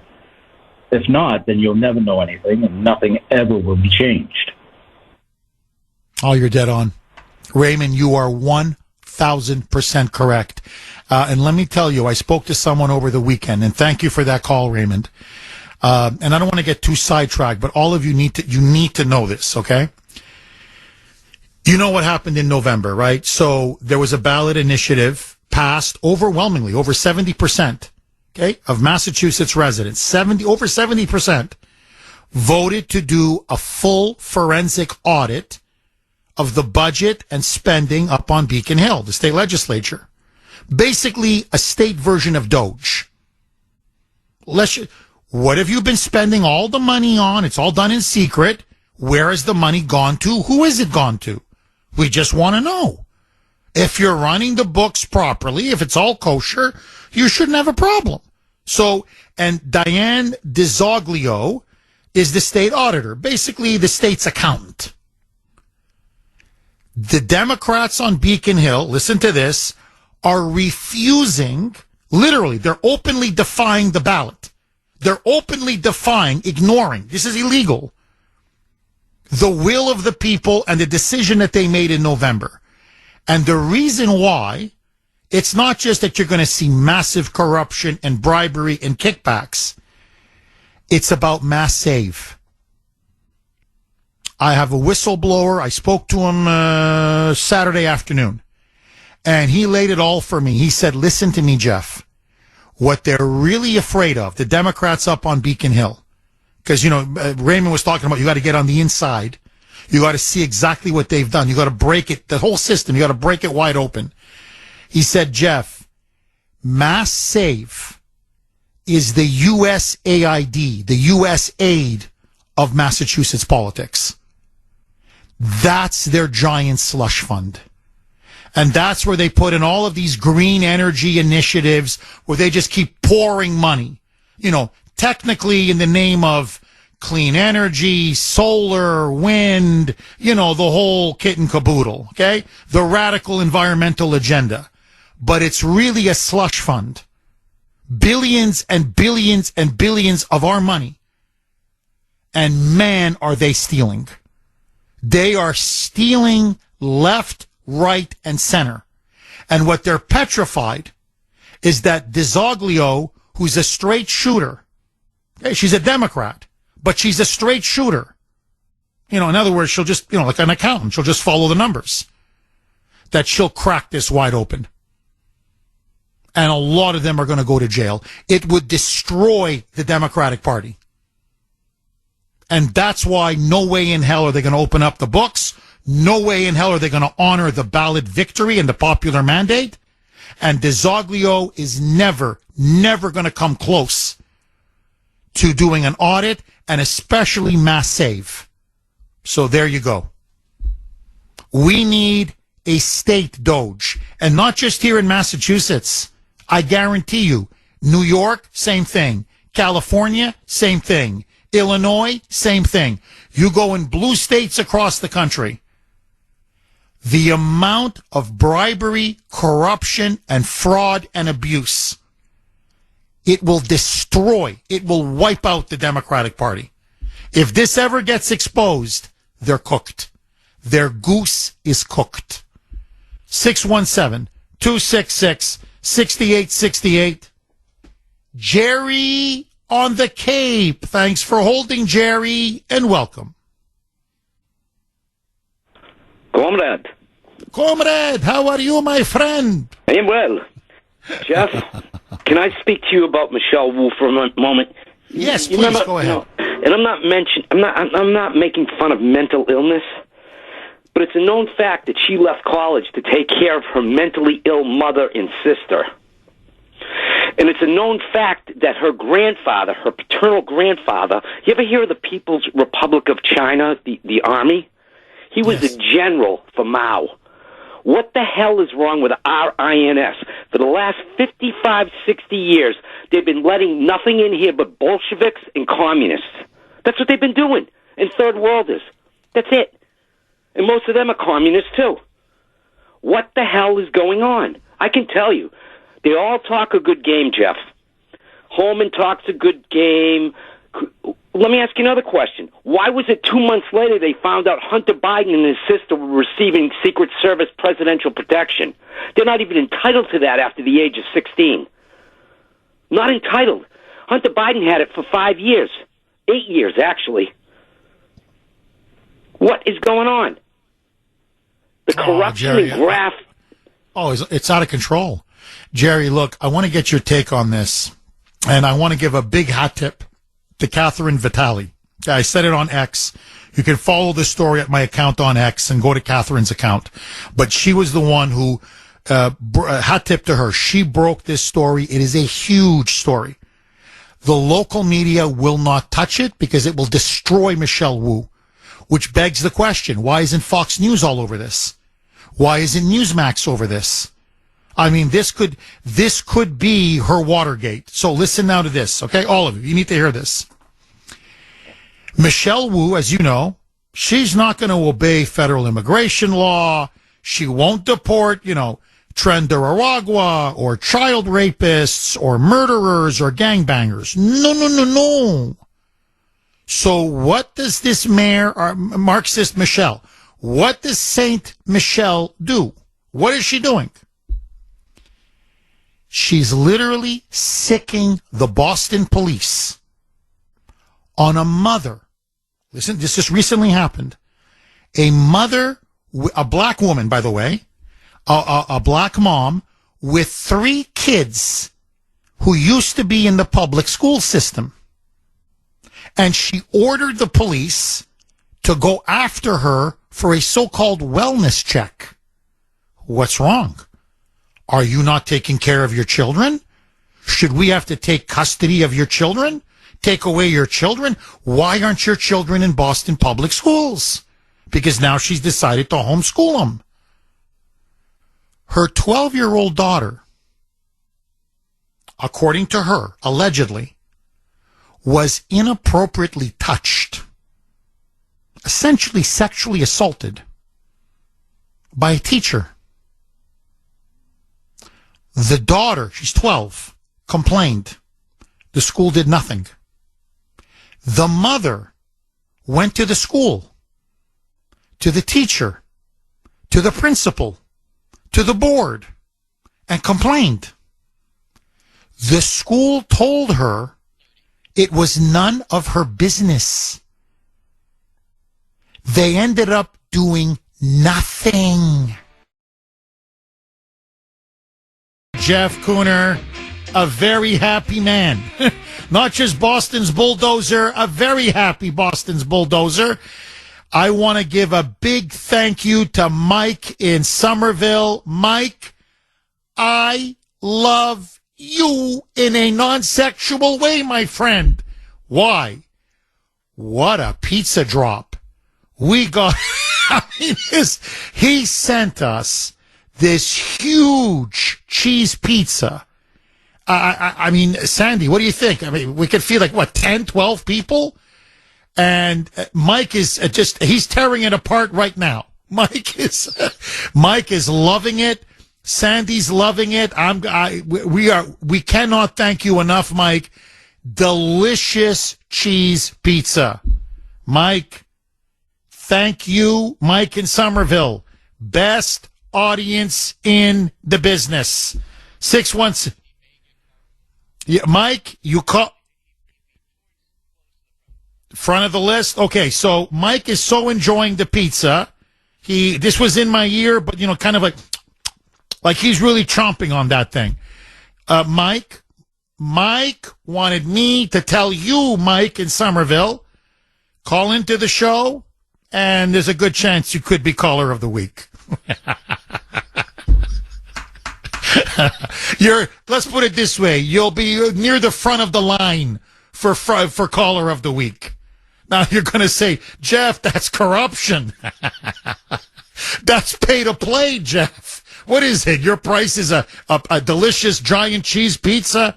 Hey, if you can't beat them, join them.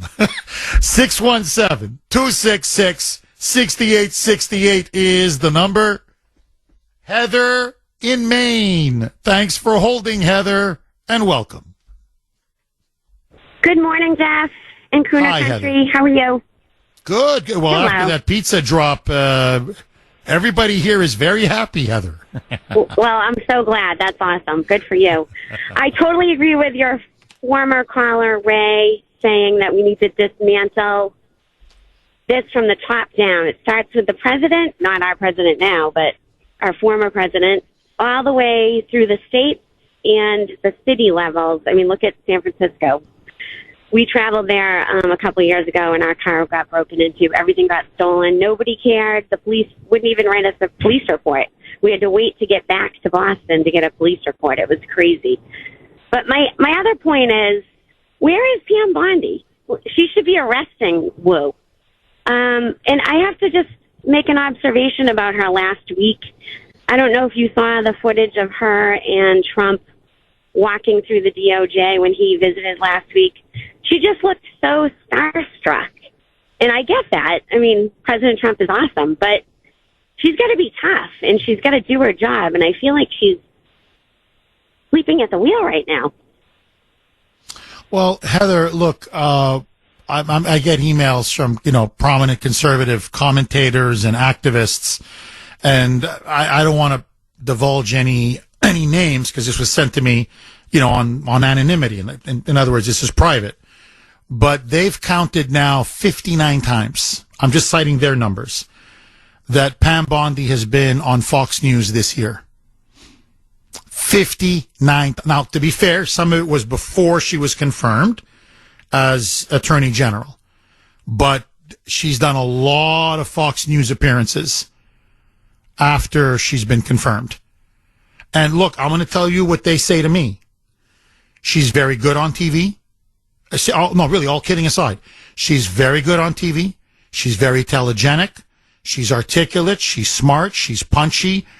She may even have a career as a host or a Fox News contributor or a commentator.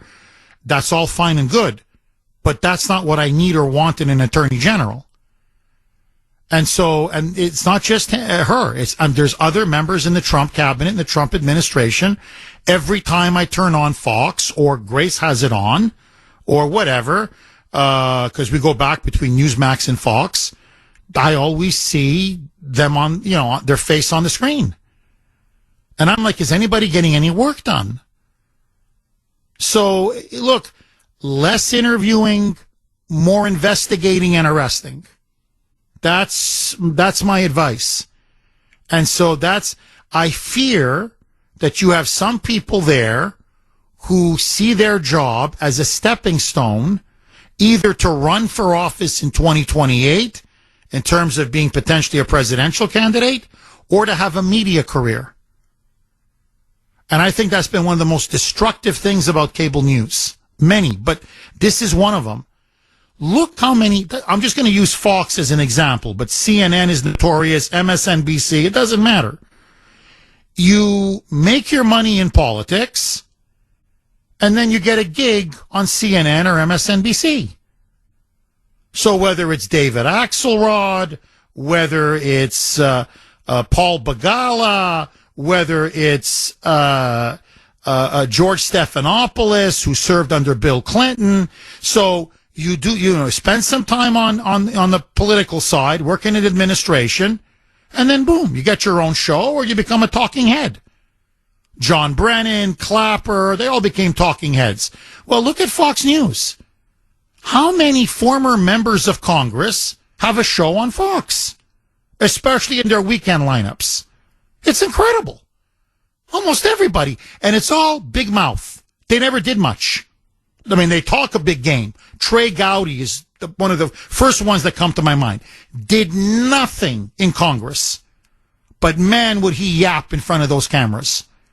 Big, tough guy. Never did a thing. Boom. Show on Fox. So she's good on TV. She's telegenic. She's a good talking head. But I don't want someone who's going to be on the camera. I want someone who's going to go after Michelle Wu and Brandon Johnson and David Johnston and Maura Healey. I want someone who's going to start putting people in jail and put the handcuffs on. Am I wrong, Heather? To start making examples of these woke leaders that we have in these cities, towns, and states. And I really am wondering, where are the Epstein files, Jeff? What is taking so long for her to release those? It's been weeks. Weeks. What is going on? Weeks. I don't know what to tell you. 617-266-6868 is the number. Okay, my friends, treat yourself and your loved ones to an unforgettable night at Shenyang, a true celebration of beauty and Chinese heritage, coming to Boston, Worcester, Portland, and Providence starting March 29th. Get your tickets now at shenyang.com. That's SHENYUN.com. Okay, I just want to, a text line has been on fire, especially the last couple of hours over Michelle Wu. Let me just read this from 603. By the way, you can text the Kuhner Man, 70470, 70470. Jeff, my message to Michelle Wu is this. Illegal aliens are not, quote unquote, our own, or quote unquote, your own. But the legal citizens of Boston are and always have been. Start looking out for your own and stop adopting everyone else's quote unquote own, because that's not in your job description. Do your job or step down. Since when are illegal aliens? And 603 hit the nail on the head. Since when are illegal aliens, and especially violent criminal illegals, for God's sakes, gangbangers, child molesters, murderers, fentanyl dealers, rapists, that's our own? No, hey, I don't want anything to do with you. If that's your own, hey, whoa, that's not a family I want to be a part of. Whoa. So that's what it means now to be a Bostonian? Or you belong in Massachusetts? Trenda Aragua, MS-13. I mean, these people are sick. 617-266-6868. Agree, disagree. Dan in New Hampshire. Thanks for holding, Dan, and welcome. Thanks for taking a call, Jeff. I appreciate it. My I have pleasure, to admit, you've been on fire, really excoriating it today. But what I have to say is what Trump has to say. When he was looking at Zelensky, he says, hey, you don't have the cards. And the problem is with Massachusetts, New York, California, you've got a political lineup. You've got, the senators. You've got the Congress. You've got all the people, the attorney generals, the city councils. All of these people are holding the cards in the law in their hand and don't allow the execution of fair law. So, for the people in Massachusetts, you say to yourself, how can these people be speaking such crazy talk about letting all of these illegals and all of the drugs and all of the crime and everything that we see? How can they allow that to happen? Who's allowing it to happen? The establishment. The establishment is corrupt. They hold all the cards. I really do believe that the way to winning the situation is just the way Trump is doing it, step by step through success. And it's his success in each and individual state that he's working his way through. And everyone can see, as we know, 80-20, 70-30, no matter how you cut it, that his performance is winning the day because he's sharing the American dream of what it is and what we should have, what equal law is, what freedom is. And when you see and hear what you're talking about and you see how lopsided it is in these deep states like Massachusetts, California, Illinois, and you just see how bad it is, you got to say, look at the depth of the swamp in these states. These are the states that are of the deepest levels of swamp. And what's going to happen is that as Trump's success keeps rolling and rolling and rolling as it is, that they're going to come up. They're going to have their day. But he's going to handle them when all the cards are in his hand, not in their hand. And what you're going to see is an exposure of all of the crimes, like you've mentioned with Janet Wu and the rest of them. All of that is just being documented. And it's just like anything. When you go to the gunfight, you got to be ready for the fight. You've got to have your target, and you got to know when to pull the trigger. And believe me, the trigger's going to be pulled on these people, but it takes time. And you just can't rush into it. You've got to basically gain momentum the way that the president has. Let's not jump too hard on Tom Homan. He's had a lot on his plate. He's done a great job, but he's up to his neck in the swamp, and he's doing his best. And he is going to come to the town of Boston. He already has, and he has done his job. But the level of corruption in the town, in California, Illinois, and there are other places, it's so how can I say, there are no cards for the average person to have any just law. And that's why nobody wants to step up, because they know they'll be crushed. And anybody with any brain realizes that, and that's why you don't see a lot of people, jumping to try to save the day, because they just don't have the political might. So what I'm trying to tell you is that... No, Dan, listen, look, your point is very, very well taken. It's very perceptive, insightful, I think very coherent, very cogent. I completely agree with you. But I just want to add this, because you really touched on, I think for me anyway, at least it's a raw nerve. You're right. You know you're going to get crushed. You know it. You go up against the swamp, whether it's here or in Washington, or it doesn't matter. But let me just tell you this, and I'm speaking now from the heart. The only people that have my back is this audience. This is what I find incredible. Ordinary, working people, tax-paying, law-abiding people have more courage in their pinky than people in the so-called conservatives in the media, in talk radio, in journalism, in politics. Every single one of them is a coward.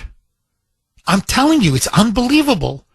And I think one of the reasons why, to answer my own question, I guess, why is it that Republicans are always afraid to, arrest somebody, charge somebody, really stick their neck out, really start sending people to jail, is because the one thing Republicans understand is Republicans never have someone else's back. And I'm telling you, I know this. I sense it. Every time, like today, I'm going to battle today. I know the mayor is going to be gunning for me. After today's show, I guarantee it. Okay, I know it. And I'm going to have the Democrats gunning for me. I feel, outside of this audience, outside of you, okay, I feel alone. Because I am alone. I'm bearing my soul to you. No one's going to back, no one has my back. No one's going to protect me. No one's going to defend me. In fact, the first chance they get, they're going to put a knife in my back to get rid of me. So that's why most Republicans or conservatives, you say, well, why don't they arrest anybody? Jeff, why don't they do anything? Why don't they frontally challenge the corrupt system? Because you're going to get crushed. And the reason why you're going to get crushed, you have no backup. You have no backup. And this is what I fear, Dan. We need to start putting people in jail. Powerful people, influential people. Because if they don't start going to jail, there are no consequences. And if there are no consequences, what's the incentive for them to stop? They're just going to keep going and going and going. Okay, Mike, I've got all these people up on the board, but you're not telling me who to go to. Rich in Natick. Thanks for holding, Rich, and welcome. Hello, Rich. Okay, let's see if we can reconnect with Rich. Joe in Abington. Thanks for holding, Joe, and welcome. Hey, good morning, Jeff. Thanks for taking my call. My pleasure. I agree with you when we say, we have to put the bad people in prison. But when we say we have all this evidence, I mean, I think you forget that in Trump's first term, he took Hillary first to federal court for the Russia collusion. That was dismissed. Then Ken Paxton took Hillary to state court in Texas. And not only was that dismissed with sanctions, Trump had to pay millions to pay Hillary's lawyers' fees. And then when we said the election was stolen and Rudy was out there doing all that, he gets in front of the court, and when he finally has to put the evidence up, he says, I don't have any evidence, and I lied about these people with the tit tax, and he has to pay millions and gets his bond. So I think our evidence has to be a little bit more solid, because when we're actually getting there, it ain't working. Well, I mean, Joe, you're talking about very different cases and very different stories. But let's just stick to Michelle Wu. She's openly, I mean, the evidence is there. I mean, she's defying federal immigration law. Hillary, the evidence wasn't there? I'm sorry, what? Hillary, the evidence wasn't there? I'm sorry, what are you talking about? Which case? Hillary Clinton, the evidence wasn't there? No, the evidence was overwhelming, but that was it's a different situation. There were different reasons for why that case was dismissed. What I'm just saying is this, Joe. You're talking about evidence. Okay, and I agree with you. We got to do a great job, much better job at laying out our evidence. But in the case of Michelle Wu, the evidence is her mouth. The evidence is her own words. The evidence is her own actions. It's indisputable. She's saying, I will not obey federal immigration law. She says it. She's under oath saying it. She said it at the State of the City address. Illegal aliens will not be deported under my watch, period. We will not cooperate with ICE, period. We are going to keep Boston a sanctuary city, period. We are releasing criminal illegals onto the streets, period. No warrant, then we're not going to hold them. Child molesters, I don't care. Rapists, gangbangers, fentanyl dealers, murderers, we don't care. So what I'm saying is, Joe, this is no longer a question. In this case, it's no longer a question of evidence. She is willfully defying and violating federal immigration law. In fact, the whole term sanctuary city means we're a sanctuary from the law. Illegals are allowed in our city and we're going to protect them. So it's a question of will. That's the question now. Are you willing to risk a confrontation with the mayor of Boston and the entire Democratic Party in Massachusetts and the Democratic Party nationally? Are you willing to put a mayor in jail or at least charge them and prosecute them? Are you willing to do that? And so far, there's been a lot of talk, a lot of tough talk, but no one has, on the Republican side, no one has had the guts to do it. And all I'm saying is, do it. Final word to you, Joe. Oh, if they have the evidence, they should do it. They did it to that Bogdanovich guy who took Obama's seat, and then Trump pardoned him. So if they can put a candidate or a politician in jail, I don't know why. If they have the evidence, why they don't go for it. It's just I think that they think they have the evidence, and like what you said, they have the evidence. No, Joe, they don't have the guts. That's the problem. They don't have the guts. And even on Blagojevich, remember, he was trying to sell Obama's Senate seat. Those were Democrats that put him in jail.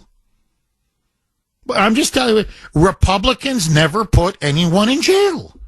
Like, again, I keep over and over again. We could go back, I don't know how many decades.